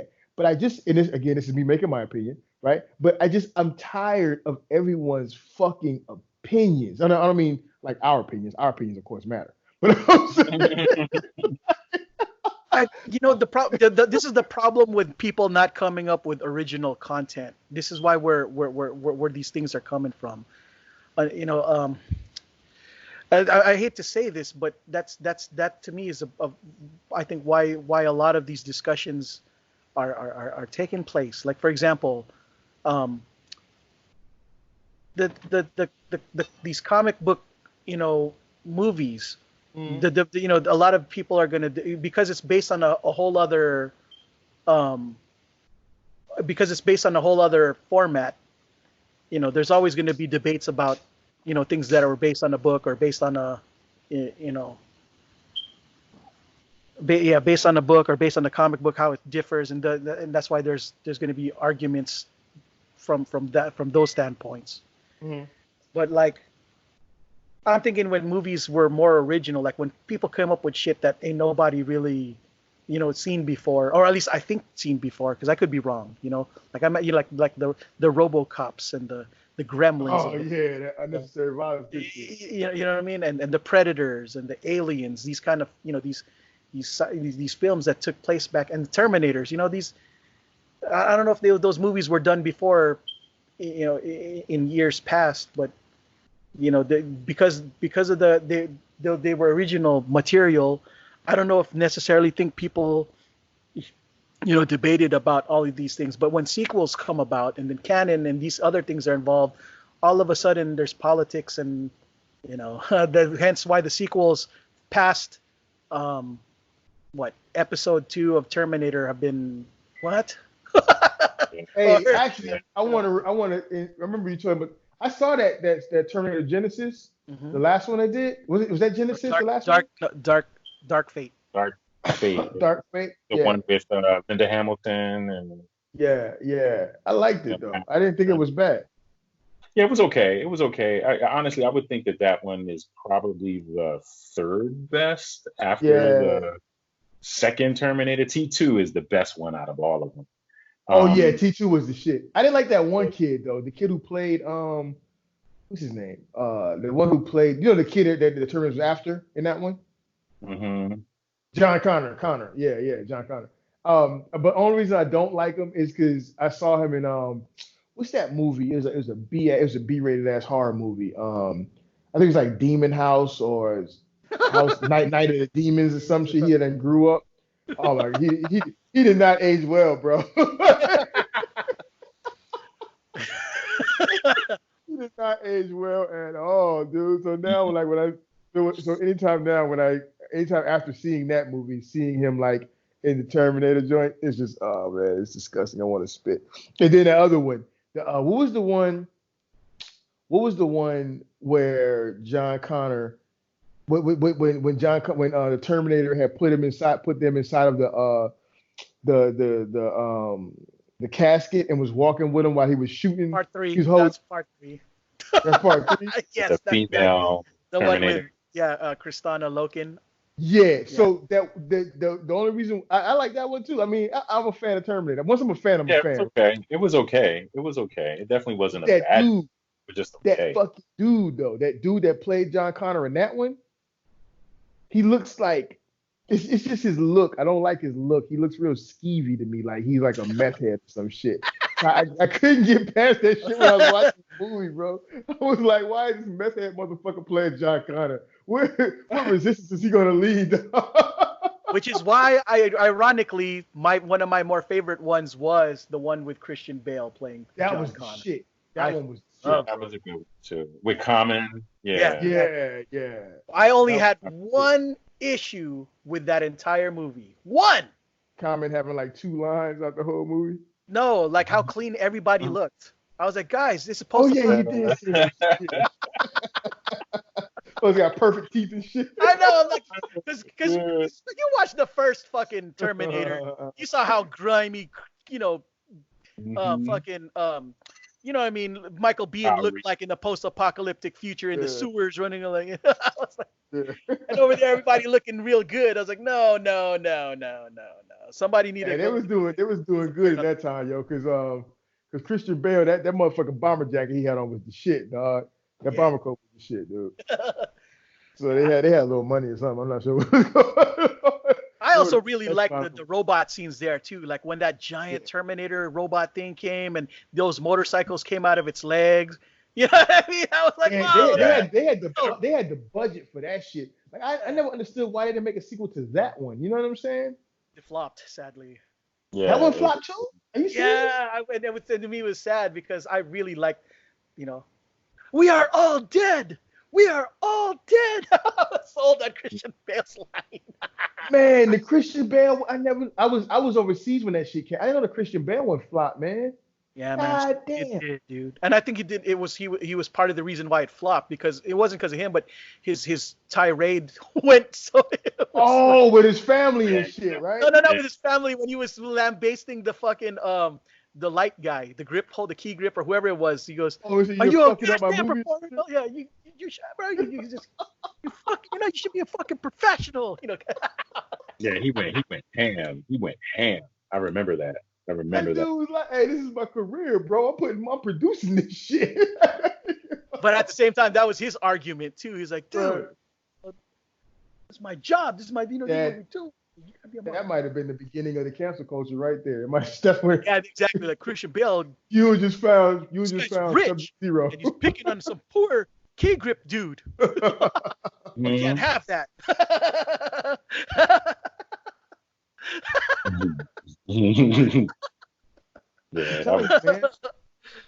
This shit where everybody's feelings matter, man. Like, it's got to be a fine line where you got to be okay for your feelings not to matter, man. I feel like it's necessary, dude. No. I would say no. Your feelings should matter, but I don't think that your feelings. Not to the world, goddamn. Well, no. I mean, here's the thing. In an ideal society, like, you know what I'm saying, you want to make sure that you take the other person. Like, it's all about empathy, right? You know what I'm saying? You want to make sure that, you are being empathic towards your fellow human being. But that doesn't mean that, your feelings should be immune from being hurt. You know what I'm saying? That's what I'm talking about. Like this shit where people think people have this, it seems like anyways, there's this entitlement of not, like you just said, like you can't be hurt by anything. Like how you gonna not be hurt by anything? Like we can't save everybody from everything. Right. Like it's the whole participation trophy thing. Yeah.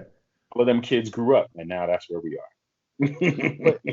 I mean, like seriously, dude. Like, I mean, like when you get don't get me. I mean, I don't want to see us like burning people up in the street and shit, but like sometimes when you get your feelings hurt, that gives you that, that you get some calluses and you toughen up. You know what I'm saying? Yeah. I don't know. Just come on, man. I agree. I was one of those people who had to learn the hard way that you gotta thicken your skin. You cannot allow, you can't get butthurt over gosh damn everything. And even more so the people that want to control everybody's thoughts, like tell people what they can and can't think, like you know what I'm saying, like, oh well, you shouldn't be saying, like, you know what I mean, like come on, like, so there should be like you would like there's some real expectation, I feel like, that there should be, no one should be able to have a negative thought about anything or anyone.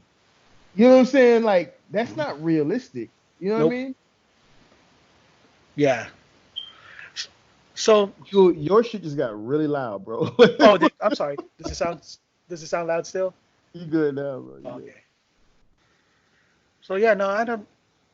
I think that there should be more original material, so that and I'm thinking that with more original material there'd be less room for these kind of things. Like, I don't know, was there a lot of people who were mad at A Quiet Place? I don't think there.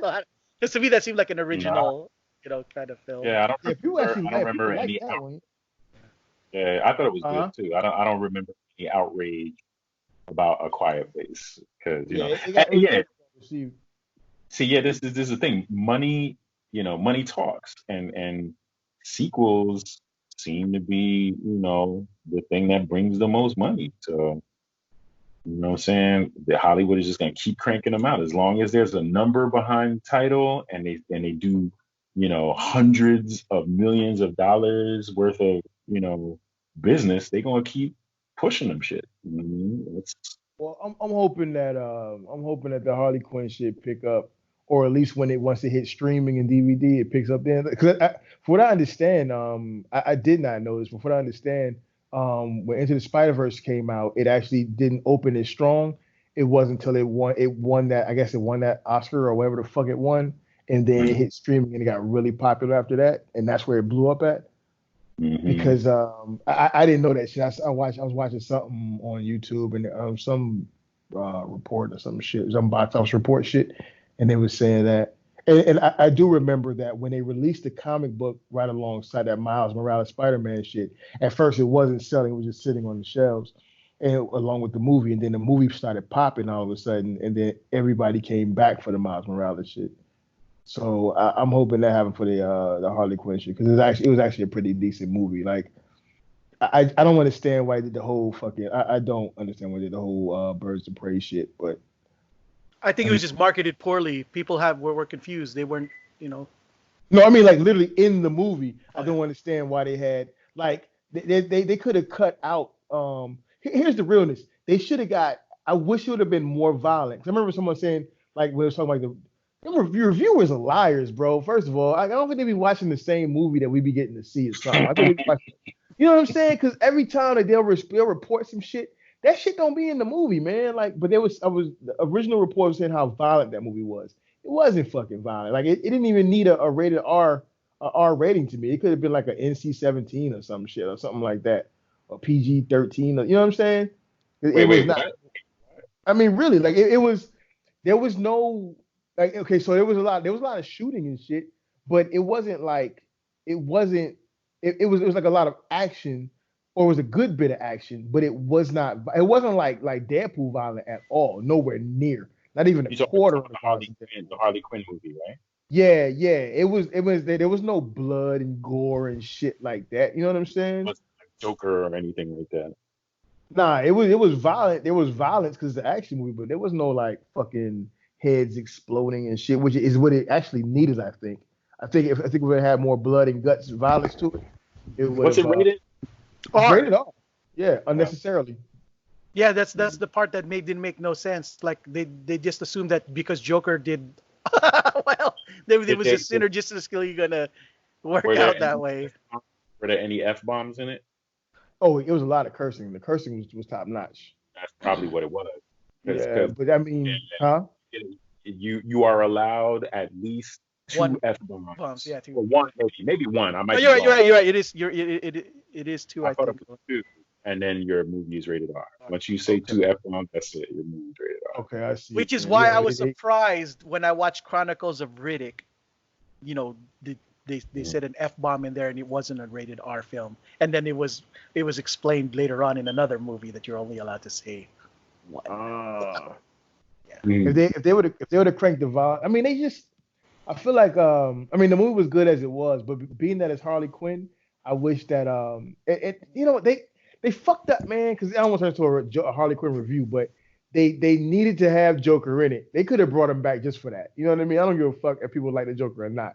They needed to have some Joker in it. You know what I'm saying? Because she was breaking up with Joker, dude. You know what I mean? Like, so having that presence there would have been good. Like, everybody's talking about Joker. They're talking about Joker like all over the movie, but you don't see him nowhere. You don't even see his silhouette. You know what I mean? And then the Black Mask dude was good. It was great. That was cool. That wasn't as bad as everybody was making it out to be. But the with the Birds of Prey chicks, they had them all in there, but they chopped their time up so much. You know what I'm saying? The movie felt really choppy, not really choppy, because she was telling. They did that thing whereas she's telling the story, but because she's crazy, she's not really a reliable narrator. You know what I'm saying? Mm-hmm. So they jumped around a lot, and that was cool. But I felt they cut some shit that didn't need to be cut out the movie, and I guess we'll get that on a DVD or something. I felt they cut a good bit of shit that didn't need to be cut out. But it was still a good movie, though. I mean, it was good. If I had paid to see it, I wouldn't have felt bad about it. Oh, you stupid. I'm gonna watch it. I haven't seen it yet. I mean, I I like the watched, DC huh? movies, man. I like the DC movies. They're not as good as the Marvel ones for the most part. Yeah, I like all the DC movies that I've seen so far. I like them all. I'd be glad when they catch up and get their shit together, though. I really will be glad for that. I don't know Yeah, when exactly, but yeah. I'm not sure why the DC decided to do that. They're probably feeling bold. And they they need to just, get the shit together, dude. They need like new management or something. They need their Kevin Feige over there. I don't know who was they was talking agreed. about bringing over. Was it J.J. Abrams? They're talking about bringing somebody over there to be Yeah, their he's Feige. he's supposed to go over there, but Hurry up, bro. Hurry up. Get that motherfucker a bus ticket. Hurry up. Get him over there now. Like, damn, man. So we eh, get our movies back, man. all I know is that, as I grow older, I start to appreciate other things these days, like more of these A24 movies, and and I'm But I looking for like other. our superhero movies, Yeah. bro. I like our superhero. I want to see these shits, man. I'm all into them now, man. I know, same here, Like, but I want them to be done right, and these yeah, this. but I don't like waiting. I don't want to wait for. I don't want to wait like another 20 years for somebody to get it right. They need to get it right now, like now. You know what I'm saying? Like, I got time to wait for that shit. Bro. Like, get it right now. I'm, No, I'm not get it. that guy that's down with the whole if you're not gonna make it right, don't make it at all. No, man. No, make my fucking movies and hurry up. You get it Get right. get it right now is what led to Wolverine Origins with Deadpool. That's not fair, sir. You monster. You monster. Oh my God. Man, that's one that was terrible. That shit was terrible. Yeah, I don't know. Eh, Yeah, but I feel you though. I mean, like especially with my mortality. Man, I mean, we got the I'm whole I'm past the 40 years global old now, and I'm warming like, shit. Yeah, we got the whole fucking the what's the shit, the climate change shit popping off. And after this weather we done had here in Georgia this past 2 weeks, I'm a firm believer in climate change now. This shit's been crazy, bro. We got it started off being like in the 70s, then we went to torrential rains, then we went to a tornado, like and then the tornado weather went, then we got snow, and then it went back to 70s, then it went back to rain, then it went back to like 50, like the 40-degree weather. This is all within the course of like 7 or 8 days. Like that shit don't make no sense. Yeah, I mean, I feel like we won't, well, I shouldn't say we, but the people who, are deniers of climate. Well, okay, so let me just preface this by saying climate change happens with or without human beings input. Like the climate changes, like that's just a natural Right, fact, right? right. But our the things that we do have accelerated.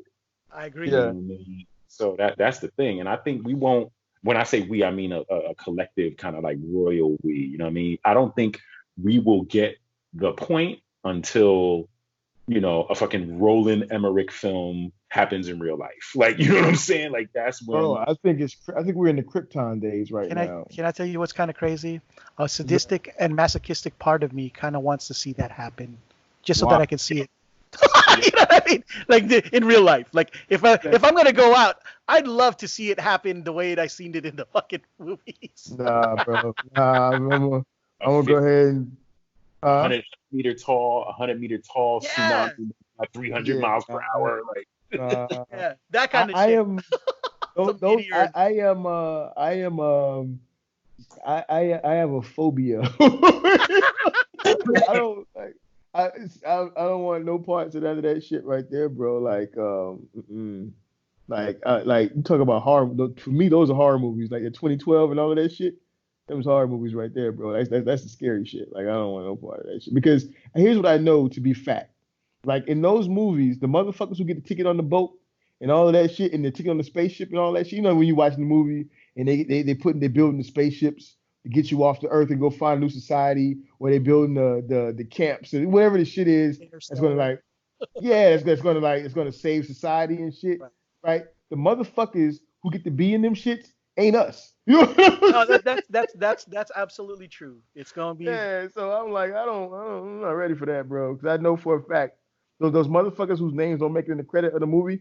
Yeah, that's gonna be me, bro. And I don't want that. I don't want that. I mean, those motherfuckers you don't even see. They like when y'all seen Godzilla, right? Yeah. Oh yeah. The King of Monsters joint. So like when the monsters is coming out, they just like literally stepping on whole buildings and destroying shit. Those are people. And the worst part is those people are us, bro. Like, you know what I'm saying? For me, it's like I'd rather I would rather die gloriously from a radiation death of Godzilla breath than to just die of like old age at 80. And unfortunately, where somebody's wiping my ass in the gosh damn, you know. Unfortunately, sir, if you subscribe to movie science as I do, movie science is a thing, right? According to movie science, no one will know your name, bro. Like you'll be dead before the credits, before the opening credits roll. Like, you know what I'm saying? Like no one's gonna like we don't in movie science, the motherfucking roles, the extras. We're not even the extras, bro. You know what I'm saying? We're not even the extras in movie science. Like we're those motherfuckers who didn't get no camera time. Like Godzilla fell. Ah shit, I fell in the building. You know what I'm saying? That building and all the motherfuckers in it, that's us. You know? People you would never see. You might be on the toilet at the time. You might be jacking off at the time. You know what I'm saying? No one's gonna know. It's a wrap. It's a wrap. Hey, no one's gonna know, bro. Like, I don't want no parts of that, man. And sadly enough, I think that because remember, like they've been saying remember like when Al Gore was popping that shit a while back, talking about we only got X amount of years till whatever date, and the scientists was like we got to tell whatever date, and then that date came and went, and they pushed it back, and now they're saying, and so the argument was like, well, see, that's why the whole climate change, global warming shit is a lie, because they said we had to this time, and now we're past that time, and now they're saying we got to this time. No, I think they're lying to the public. I think they know, and this is total aluminum foil hat shit, right? But I think we're well past the point of return for us anyway. You know what I'm saying? For people, like the Earth will continue on, I think, right? But as far as we go, I think we're well past that point. And like the motherfuckers in power who are in know, they're taking precautions to, like you see in the movies. They're taking the precautions so that when the shit hit, they're good. You know what I mean? But they're telling us, oh yeah, they're keeping up the fucking like little play argument between the right and the left about whether it's real and how much longer we got and are you gonna fly around in airplanes and who's gonna eat cows, that kind of shit. So we think that we still got time, not realizing they already know that we ain't got no fucking time. You know what I'm saying? Like we trying to fucking work on our retirement, not realizing that pension ain't gonna be there, bro. Because that bank ain't gonna be there. Because that street ain't gonna be there. You know what I'm saying? Because that city ain't gonna be there. It's a wrap for us, and we don't even fucking know it, bro. We don't even fucking know it, man. Yeah, I can't argue that. So that's why I just buy robots and. That's all we can do, dog. That's all you can do, man. That's all you can do. Just live your life while you still got it. Y'all seen that Masterpiece RC coming out? I remember. I was texting y'all. I was messaging y'all about that shit. What do y'all think about it? I loved it. Did y'all see that meme? Did y'all see that Facebook meme? I want an official one to replace my Wei Jiang RC. Hey, did y'all see that? Did y'all see that Facebook meme? I had posted it in the chat. Like it's crazy. It's got like this one chick that's really hot. I was looking to find it. I'll repost it. It's got this one chick. It's like a side by side comparison. And this one chick, she's like real hot, right? And it's like the Fans Toys version. And right. They got this other motherfucker look crazy and shit with all the implants and shit. Yeah, and the tattoo. And that's the MP version. Yeah, that's really funny. That fucking meme is crazy. I don't know who posted that shit, but that shit was crazy as fuck, man. I gotta check that out. I was gonna reshare it, huh? I remember there was something I wanted to ask Afotey about, like, because I saw another preview earlier that I can't wait for. I mean, it came out in the theaters, but I imagine in limited release. But I can't wait till the 24th when it comes to home video, at least digital copy, is the movie called The Color Out of Space. Oh yeah, that looks good. That's a remake of a old 50s horror movie, a sci-fi movie actually. The And that color that out of space. Well, for yeah. me, I did. That's not what I got out of it. What I got out of it was that it Mhm. was a Lovecraftian story. Yeah, it seems like they're trying to switch it up a little bit. Yeah, like change it around a little bit, but it's basically a remake. It's a remake of an old 50s science fiction movie. From my But understanding, and you're gonna love this, that the same people who did this Color Out of Space have two more. The rights are going to be doing two more movies based on those Lovecraftian books too. I can't wait. Yeah, exactly. I Mm, gotta watch that. You said it's a trailer for it, right? Yes, the Color Out of Yeah, Space looks good. yeah, H.P. Lovecraft is my guilty pleasure, man. Like Same here. he was apparently very racist, but I love his work. I don't know if racist is the word as much as it was, at least at the time for him, was more xenophobic. But I'm sure he was racist too. But Yeah, it's kind of one of the same. It's Yeah. kind of Yeah, they kind of go hand in hand, bro. They kind of go hand in hand. one is one subset of the other. like he was afraid of outside outsiders coming in, Yeah, which is bizarre. That's that's probably pretty- why his stories were so crazy, because he's like, his paranoia just, you know, Yeah. makes me, Hey. you know. Have y'all watched Lock and Key on Netflix yet? I tried to. I started. I didn't finish. Yeah. I wasn't feeling it. No, I literally started watching it when I was like mad sleepy, which is a big Mhm. mistake. I kind of just fell asleep on it, but and then not because it was whack or anything like No, that, but just literally because I was mad tired. Like I had just finished editing some cinematic video I did, and I was like, let me just watch this just to get, you know what I'm saying? And then the next thing I Yeah. know, 6 o'clock in the morning, and I'm on the couch. Part of me really wants to save it. You know what I mean? Like Yeah. I don't want to binge it and then have nothing left to. Yeah, I made the mistake of binging it. Me and my wife binged the fuck out of it, and now I'm like hurting, bro. I'm like, I need something else now. So That did you shit was good. Huh? Then you finish the October faction then too? No. No. I can't go back to that one, bro. You done with I that one? can You never done? go back there. They fucked You're that off. up. Oh man, you're off. I mean, I've heard that it gets better once you get into it, but from what I've seen, Just I not can impressed. go no further. Go no further, sir. That shit. Well, I'm just gonna say it for what threw me off, and I'm just not down for. I just didn't like watching those two dudes, making out. I was like, I was like, oh, that's one of those things. I just, I wasn't interested in that scene, and I tried to look past it, but if there's a lot more of that, I can't do it. The only time that there's only a few. mega hat. I'm gonna get you a mega hat, bro. Well, I mean, because there are some movies or shows that I was able to watch where I was able to well, it didn't bother me too much because that's the way it was in the historical setting, like Spartacus. But here I saw, I instead of, I felt that it was an agenda. And I know it may have not even been an agenda, but that's just how I was feeling at the time. You know what I'm saying? Like some shit that was too on the nose. And I was just like, oh man, it's not enough that brothers already can't get a role. They had to make him gay too. I'm like, come on, man. I think that whole movement, but now to be fair, that fucking October faction, everything was on the nose and that fucking shit. I was like, come on, like everything. Like they had even the way they had the teenagers communicating. Like I got teenagers, dog. They don't talk like that, bro. Like they don't talk like that, man. They don't. My kids don't know nothing about no goddamn Lord of the Rings, bro. Like they don't talk like that, right? But I don't. That one. The Lord of the Rings analogies were fine because I'm like, okay, well, it's still some nerd shit, so cool. But just the whole way they were communicating, like all the kids are woke and all this shit. Like I don't know. Like I come in contact with a lot of kids because my kids are teenagers and they play football and they're always on these things. And I hear some kids kind of talk. No, it just didn't seem genuine. You know what I'm saying? Whether it's the case or not, it just didn't seem genuine. But I can get past all that. I couldn't get past the budget, bro. It was not there. It looked like it was small. The budget was not there. I mean, dude, that shit like some sci-fi Sharknado shit.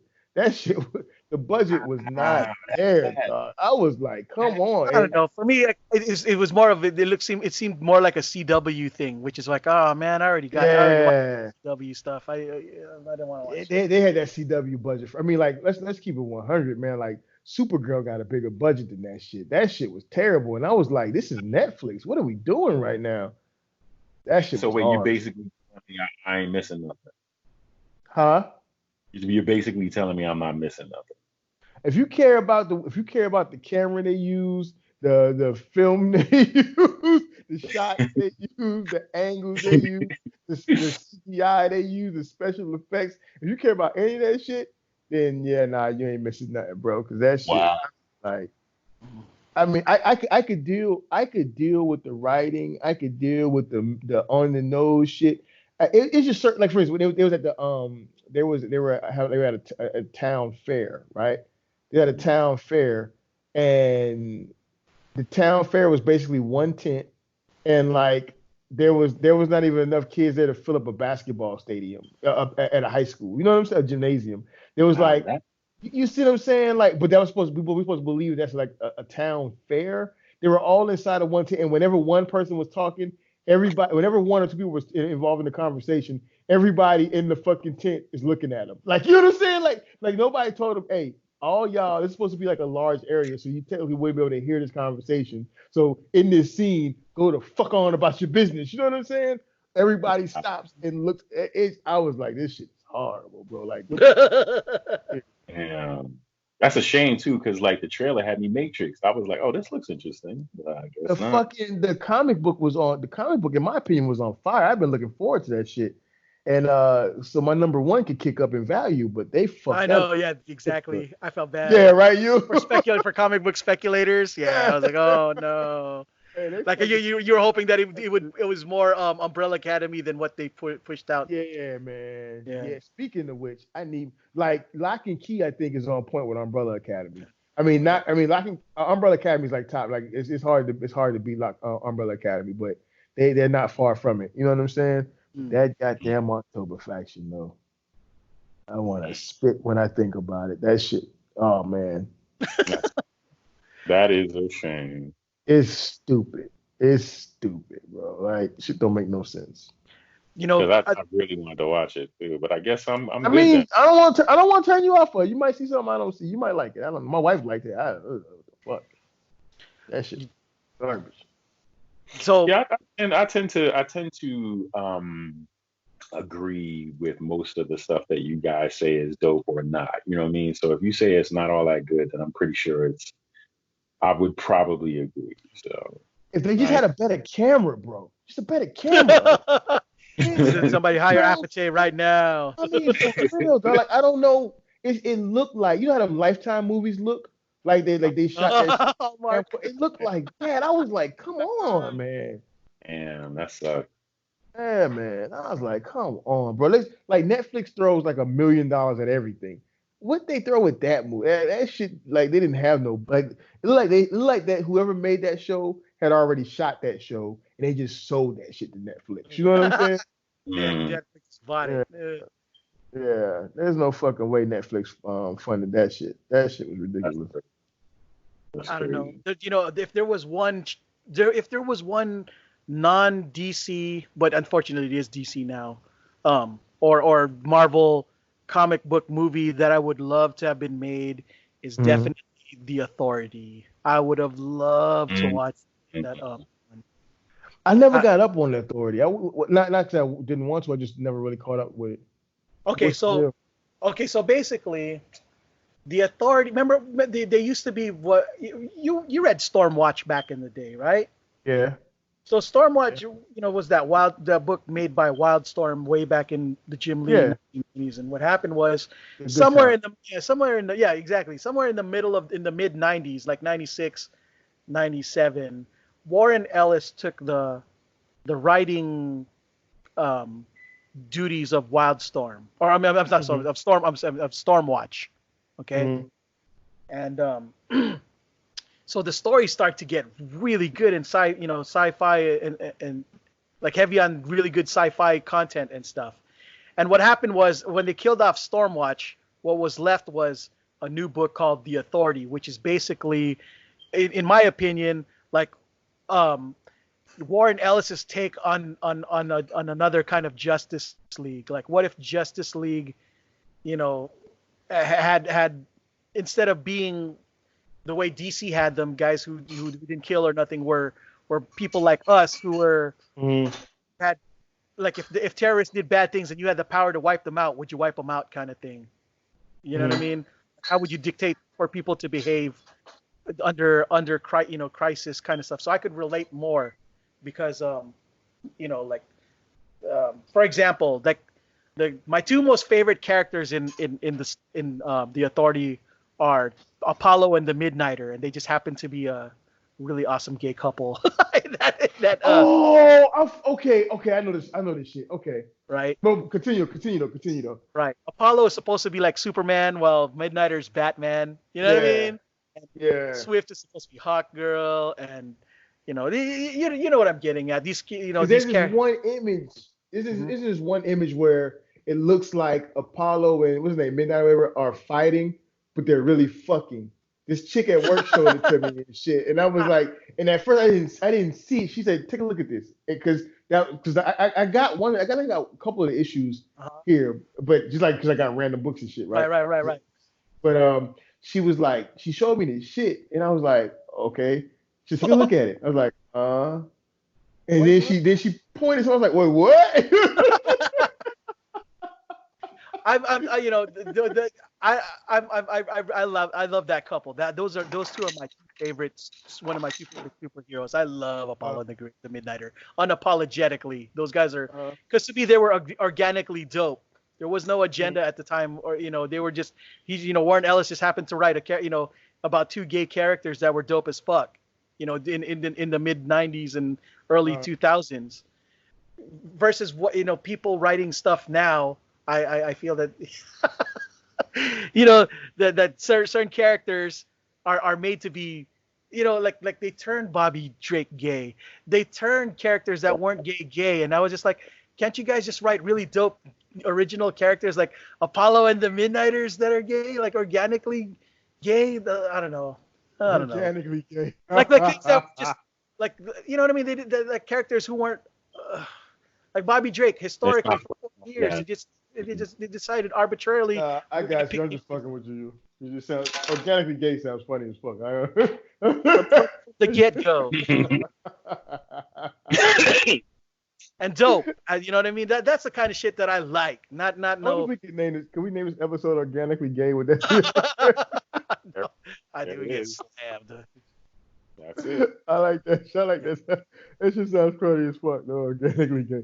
But I'm sorry. Go ahead, bro. I love. I either way. I really love those two characters. They're dope as fuck. I just if I ever get if there was ever a time I would go fanboyish, like become a cheerleader, it's if I ever saw those two on live action just doing their thing, wrecking people. Hey, if they made the boys, dog, I don't see no reason why they couldn't make the Authority, dude. Because that's I think the boys is also I wouldn't say based on that, but more like from the spirit of what the Authority did. I feel that Garth Ennis was able to take that same spirit, but of course inject it into a much more take it to another level kind of shit. Of sarcasm and fucking like deconstruction of superhero kind of shit. So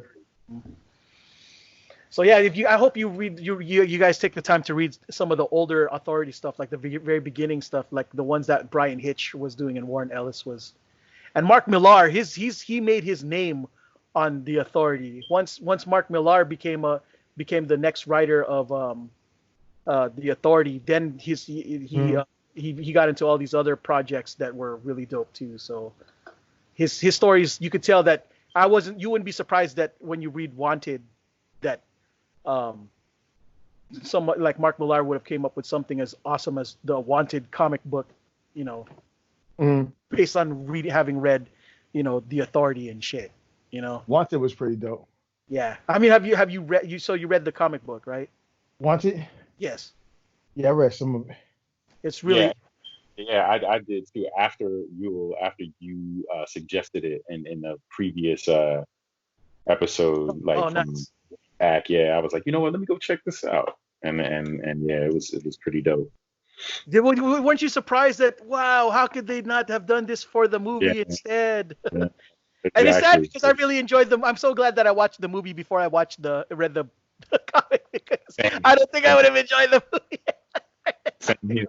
Same here. Yeah. Because I totally saw the movie first, and I was like, "Oh, this is kind of dope."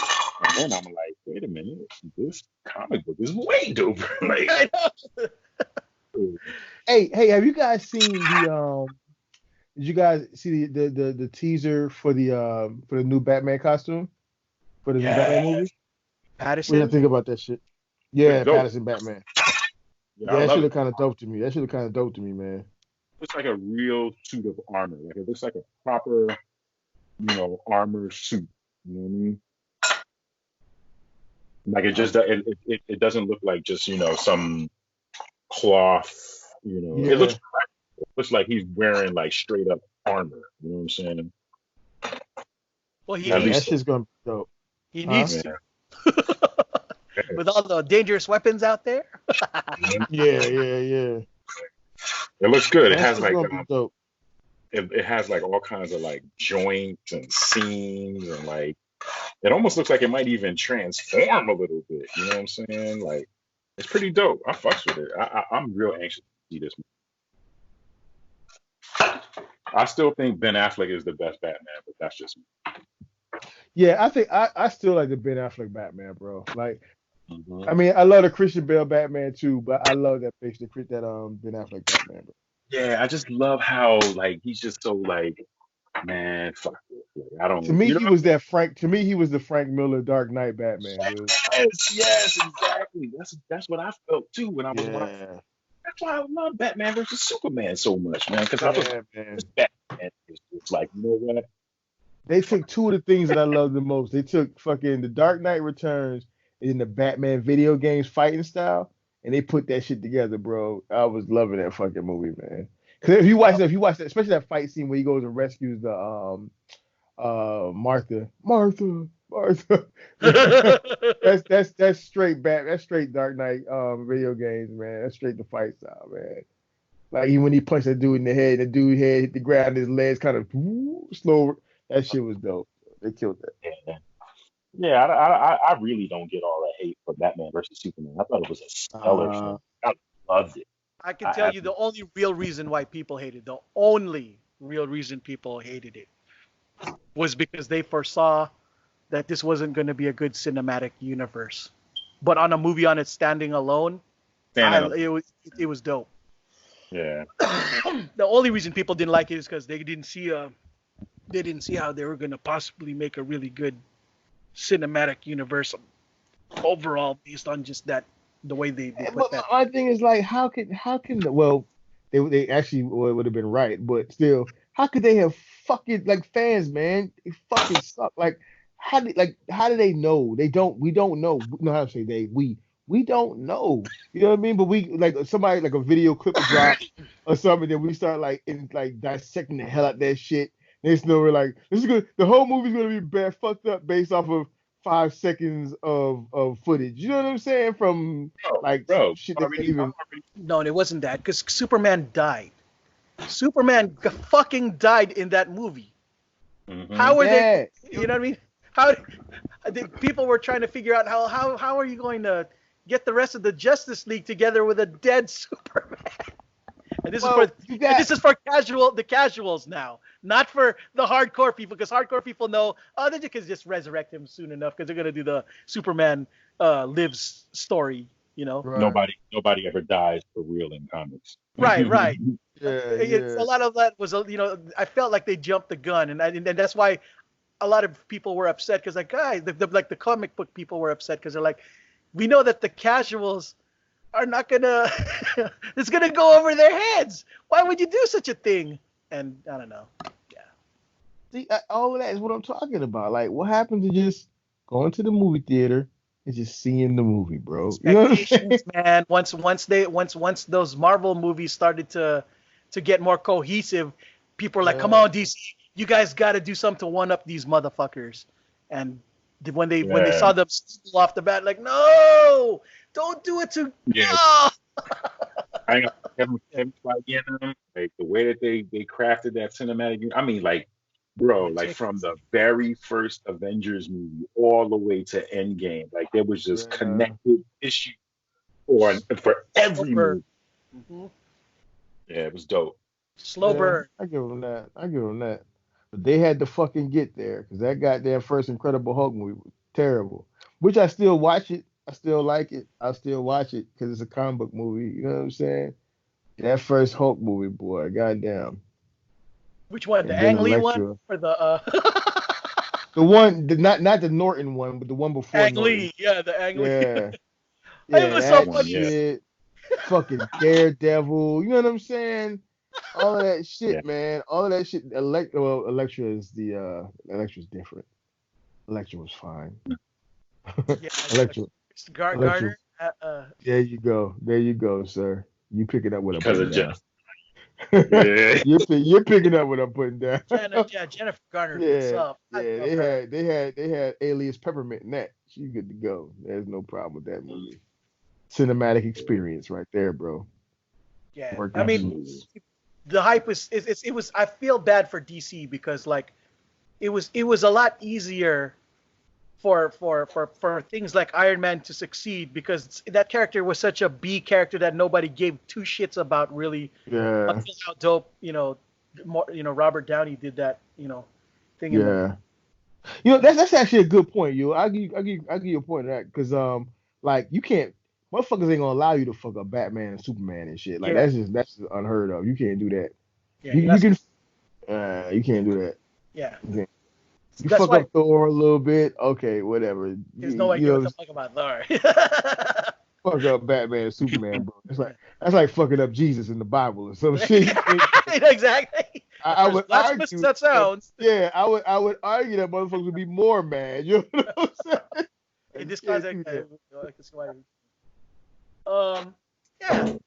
like the problem too is that the one character that Marvel has, which would be the closest thing to an equivalent, which is not even close, but the equivalent of would be Spider-Man and Wolverine, and and them X-Men movies were just they did just enough well because Wolverine carried that shit, in my opinion.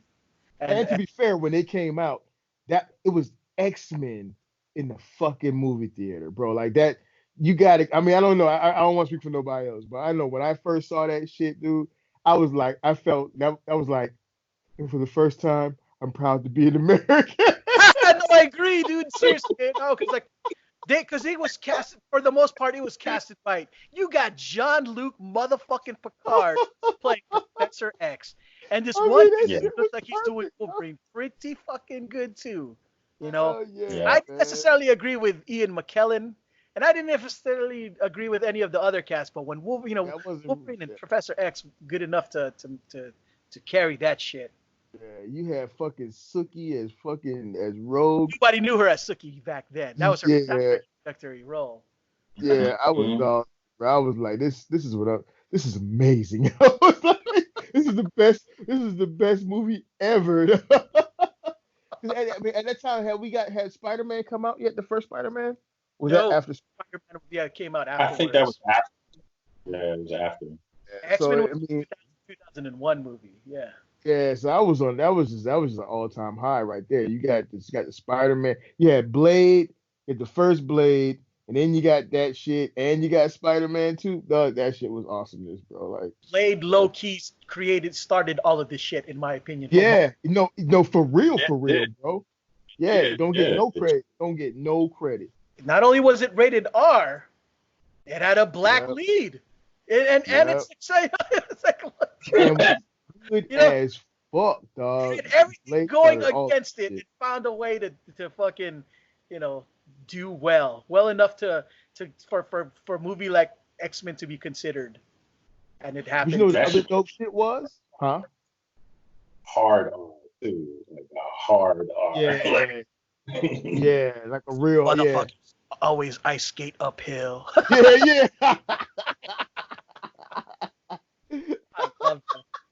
I still love watching Blade and all that, no matter how bad the CGI is now. You know.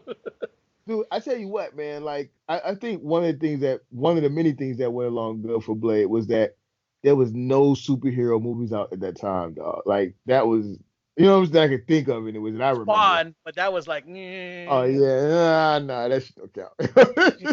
And don't get me wrong, when Spawn came out, I love Spawn too. Even though I was like, this is not really Spawn, Michael Jai White. This is not this is not what Spawn is. No, no, right, no. right. But that fucking Blade shit, that shit was right, bro. I was in amazement, dude.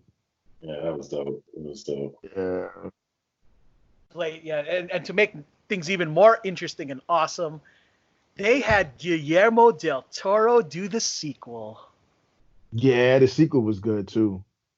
They had Mhm. wrestling moves in that gosh Yeah. movie. Oh That was yeah. like The final fight with yeah. suplex and a turn jump into the The way they shot that fucking final fight, the way they mixed the CGI shit, man, that shit was good, dude. Yeah, that Hell shit. yeah. There's one particular part where he does there's two parts. When he does the suplex, that shit was dope. And the way they did when he jumped up in the air and came down with the fucking elbow, That you know was what I'm saying? Oh, that's dope, man. Yeah, I remember that. That was that. fan service that I was gushing because I was like, oh, it just felt like whoever the director was at the time just understood the pulse of what was popular and low key threw in some some shit in there, I was like, oh, that's so rad.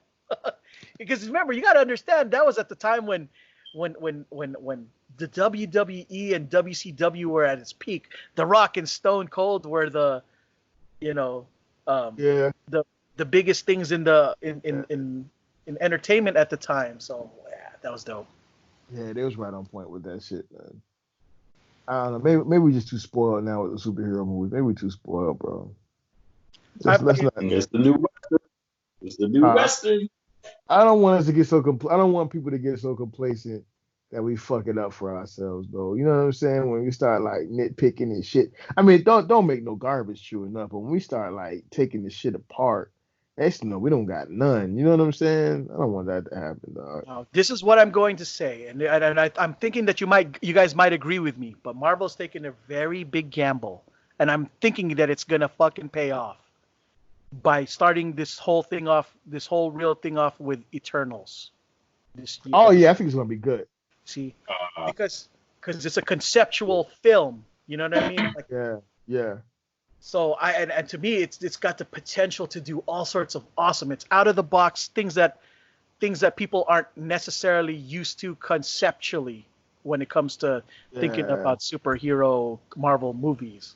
So they're crossing into a whole new platform, whereas I think just the superhero movies, period, and I hope they continue to stream, whether it's DC or Marvel, where they start venturing off into different genres of superhero movies, like the horror genre, sci-fi. You know what I'm saying? Because I mean, if you're gonna be making that way, we can stop classifying them as superhero movies. You know what I mean? I mean, we will still classify it, but just like the public at large, you know what I mean?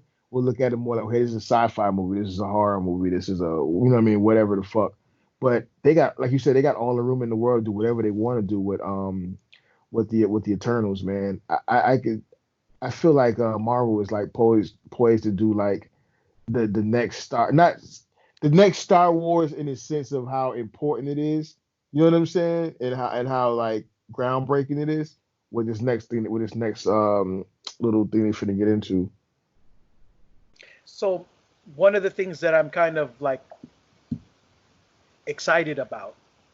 Oh, no, I'm not saying excited about. Well, what I don't understand really is why is it that Hollywood is saying that these superhero movies are ruining Hollywood? Because they not getting paid. I mean, I know that's the part that confuses me. Aren't people can people like just watch their movies that have nothing to do? I don't understand how comic book movies are involved in the sales of other. I'll tell you exactly how, because of what I said before about how where the money is at. You know what I'm saying? The Hollywood is not throwing big money at something unless it's a superhero movie now, because they know that they return on that investment. It's just like Westerns back in the day. Same thing with Westerns. Like every movie was a fucking Western. You know what I mean? Because that's where the money was. So You okay, know, so money, so basically, because it's not a because it's not a superhero film, Hollywood is not trying gambling on other things anymore. Not with the not same as kind of not, budgets. Yeah. yeah, not with the same kind. No, because they know that they get because they can put out insert superhero Hmm. X movie, right? And as long as it's halfway decent, I'm pulling like 400, 500 million dollars. You know what I'm saying? I mean, Worldwide. Like, because Marvel made like what $10 billion last year it's alone. money. They follow the money. That's where it's all at. That But money. Hollywood should understand, at least the executives should understand that this wasn't built in one, in one day. That thing was a slow burn that took with compounded, Same thing about invest, Yeah. same thing, emotional investment. You know same what I thing mean? And about not which just is why compounded money. DC fucked up. That's true. Yeah. That's true. And now here we are. Here we are in 2020, Mhm. where all that buildup is to the point now It's where peaked. if it's not a horror, if it's not a superhero movie, they're not really trying to, you know what I'm saying, throw money behind it. Like I understand what you're saying. You're right. It took a long time for us to get here, but here we are. Like Yep. And they that's where want to we at now. cash in on that shit without the work, bro. They want the pets, but they don't want to do the push-ups, bro. You know what I'm saying? That's They You ain't want cool. to shooting, you ain't shooting in the gym with me. yeah. Well, here's I what I mean, want to know. shit. Mhm. What other movies were people looking forward to being made? What now? Like the not the ones in Hollywood, like the Anistons of the world. What Oh, the non exactly? superhero. Wait, the Anderson. What? Yeah, Jennifer Aniston's the Janice, because she made a huge thing about, I would say huge thing, but like she brought to the attention that superhero. I don't know if it's necessarily superhero movies as much as it is executives who are trying to cash in on that trend. Mhm. I don't know. Well, I'm thinking to myself, what kind of movies were they hoping to Scorsese make? said the same. Scorsese was it Scorsese that came out and talk shit too? It's a good bit of those motherfuckers, the artsy type motherfuckers who come out and said the same shit. Like I don't know about the Anderson shot. I haven't heard that one, but um, I'm not sure what she said. But I'm going to assume it's about the same thing as the rest of them cats. A lot of those motherfuckers are griping about the superhero movies and how that shit's ruining, and no one's going to see the regular movies, and possibly that's true because all of these movies are bombing, bro.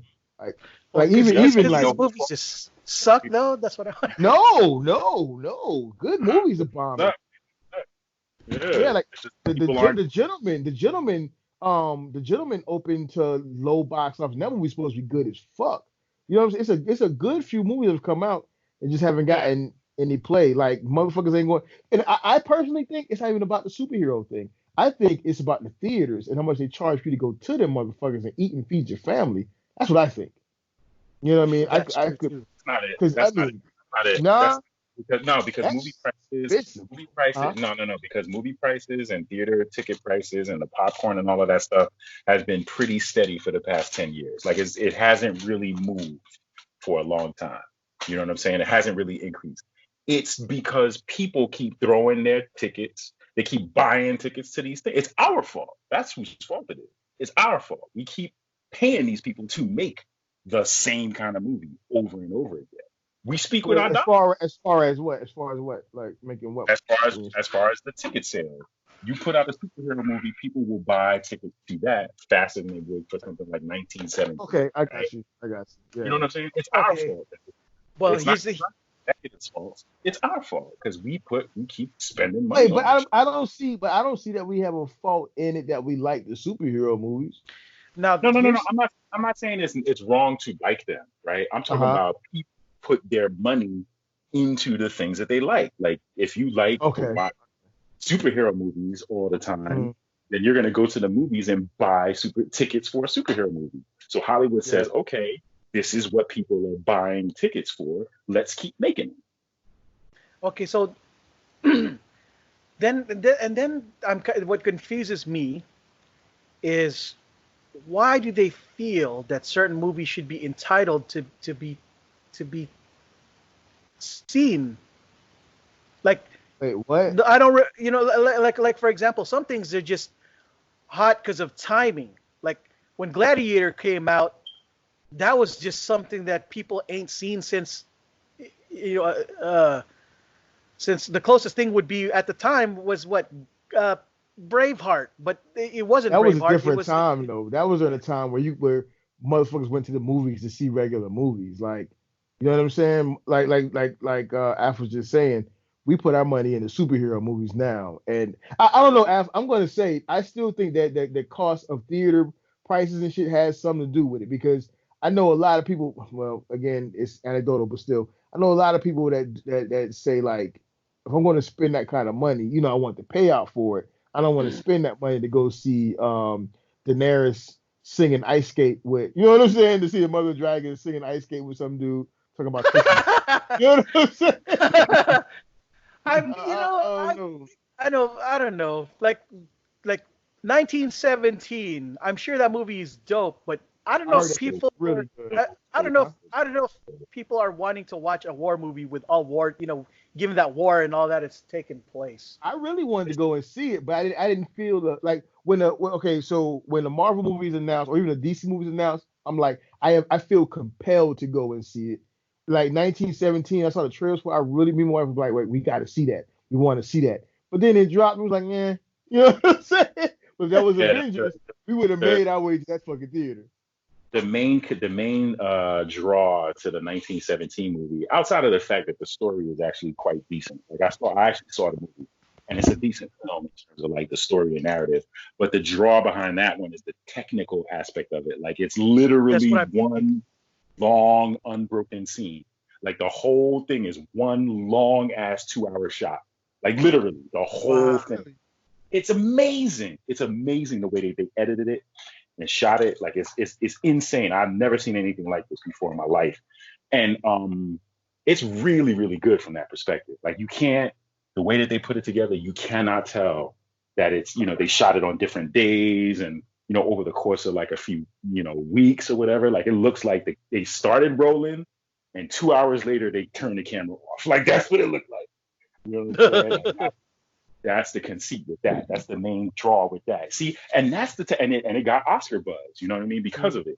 And that's the thing that's what Hollywood needs to do, or directors, I should say. People who care about the craft. That's what they need to do in order to drag people away from these, superhero movies. You know what I'm saying? You need something that's unique and different, and that'll capture. You know what I'm saying? Because otherwise, because Hollywood is gonna go where the money is. That's bottom line. That's the way it's always been. It's always been that way. This is nothing new. You know what I'm saying? It's always been. Let's go where the money is. And right now, people are putting money into superhero movies. People are buying tickets for superhero movies. Hey, what do y'all think when the new Matrix comes out? You think it's gonna bomb, or you think it's gonna fucking? Oh man, we'll see how the trailers go. Once we see the trailers, we'll see. But right now, skeptically, I don't know if culturally it makes sense, because I don't have any faith in the Wachowskis at the moment, especially with the products that they've. Yeah, they're the latest stuff. What have they done recently? Jupiter Ascending. Oh, that was them? Cloud Atlas, I think, was them too, right? That was one of them. Yeah, one of them. Cloud Atlas was good. Cloud Atlas was good, I thought. I liked it. It bombed. Yeah, it didn't do well. But Jupiter Ascending deserved to bomb. That shit should be hitting the head with a hammer and let it die. Cinematography-wise, I love that movie. I love the colors of that thing. Beautiful, whoever did the costumes, whoever did the background, oh my gosh, I was totally in love with the setting. And I was totally not in love with Channing Tatum though. And I saw Channing Tatum with dog ears, goddamn ice skating in the sky. I was like, hit this shit in the head with a hammer and let it die, bro. Let this shit die. I feel that they picked the wrong lead. They definitely did. Had they done Keanu Reeves.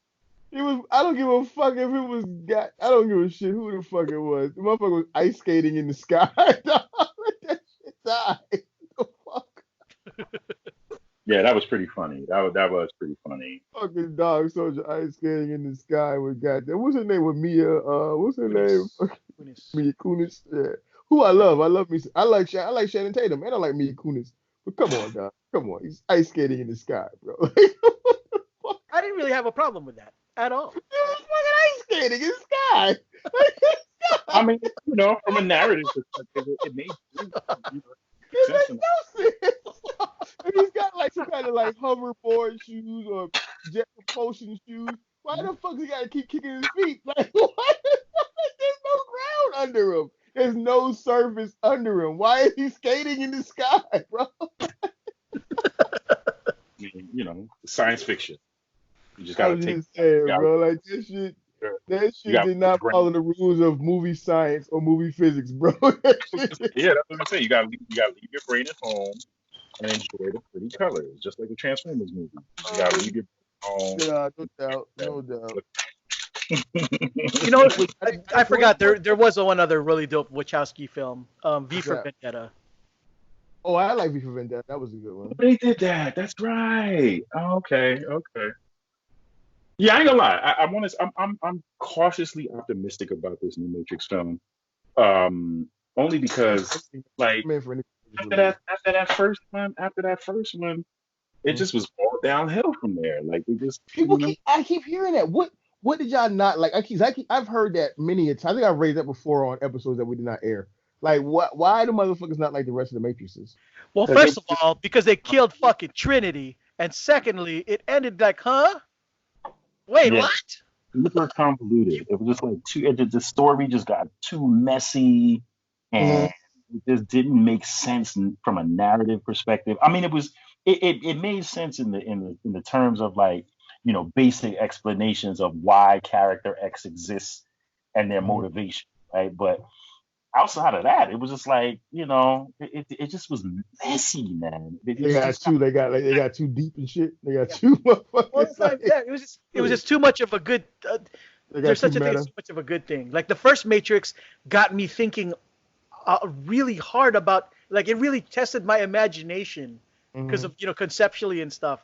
And then when you're actually in the world of the real world, and in their real world, and the drama that's taking place and the relationships that were taking place in that world, I really didn't care about all of that stuff. Yeah, it wasn't compelling. It wasn't compelling at all. Yeah. And then, and to make matters worse, I'll give you that. Okay, I'll go with that. When you saw Mr. Anderson, I'm not Mr. Anderson, but Agent, the Hugo Agent Weaving's Smith. character get killed. Yeah, Smith get killed in the first one. To see him again in the second one, I was like, it felt kind of redundant to me. Nah, I like Agent Smith, bro. I like Agent Smith too. Just I like everything they did with Agent Smith. I'm just saying, I like it. I agree on that part because and it kind of did make sense to see him come back only because of the explanation, right? Because when Neo killed him, he freed him from the Matrix. You know what I'm saying? Now he's this computer program that can just, literally break the rules the same way Neo could. You know what I mean? Before he couldn't break the rules because he was part of the program. And Neo was like, I'll kill you. And now it's like, okay, now I'm free. He even said it. He was like, you freed me, Mr. Anderson. Yeah. So, If anything, I would like to see more of the, I guess the robot world, but not like in the Matrix, outside the Matrix, like because they got like a whole society from what I remember. Right, the real world, the part that nobody cared about. Yeah, I would like to see more of that robot world universe and see what that looks like and how that shit goes, because they made it seem like if you got like in the Matrix world, you got programs that were people like basically had lives and all that kind of shit, and they were escaping from there. So that would lead me to believe that in the real world, robot world, then you had robotic entities or intelligence or whatever that actually would have had lives and stuff too. I just wonder how that shit worked. You know what I'm saying? I would like to have seen that. Or I would like to see that. I would like to see that. Huh? I really hope it's good. Like, I really, really hope this shit ain't gonna be whack. As long as the budget's there, I'm good. As long as that camera right and they got the special effects, I'm there, man. I'm all in. I mean, but you fuck that camera up on the special effects, bro. I'm gonna be upset. I'm not with that shit. I think they're using Arri Alexas for this one, so I think I don't know what the fuck that is. Is it good? Does it look good? It's a put it this way: to rent that camera for 3 days costs $5,000. Just wow. What does it look good though? Like what does it look like? Name a movie you done seen in the past, I don't know, 6 days. So that's the industry standard movie then. Yep. Camera. Basically. Okay, I'm cool. I'm with that. So what? Okay, yeah, I can ask you this question then. What the fuck is this camera that they use or whatever that they're not finished, that they're not using, that makes these fucking shows, these movies look like it was shot off a Lifetime or some shit? I don't know. I'm not sure. It's probably like a combination of like camera and lens. You know what I'm saying? Because not for nothing, You you know what I'm don't talking about though, right? That look I'm talking about. like a soap opera look.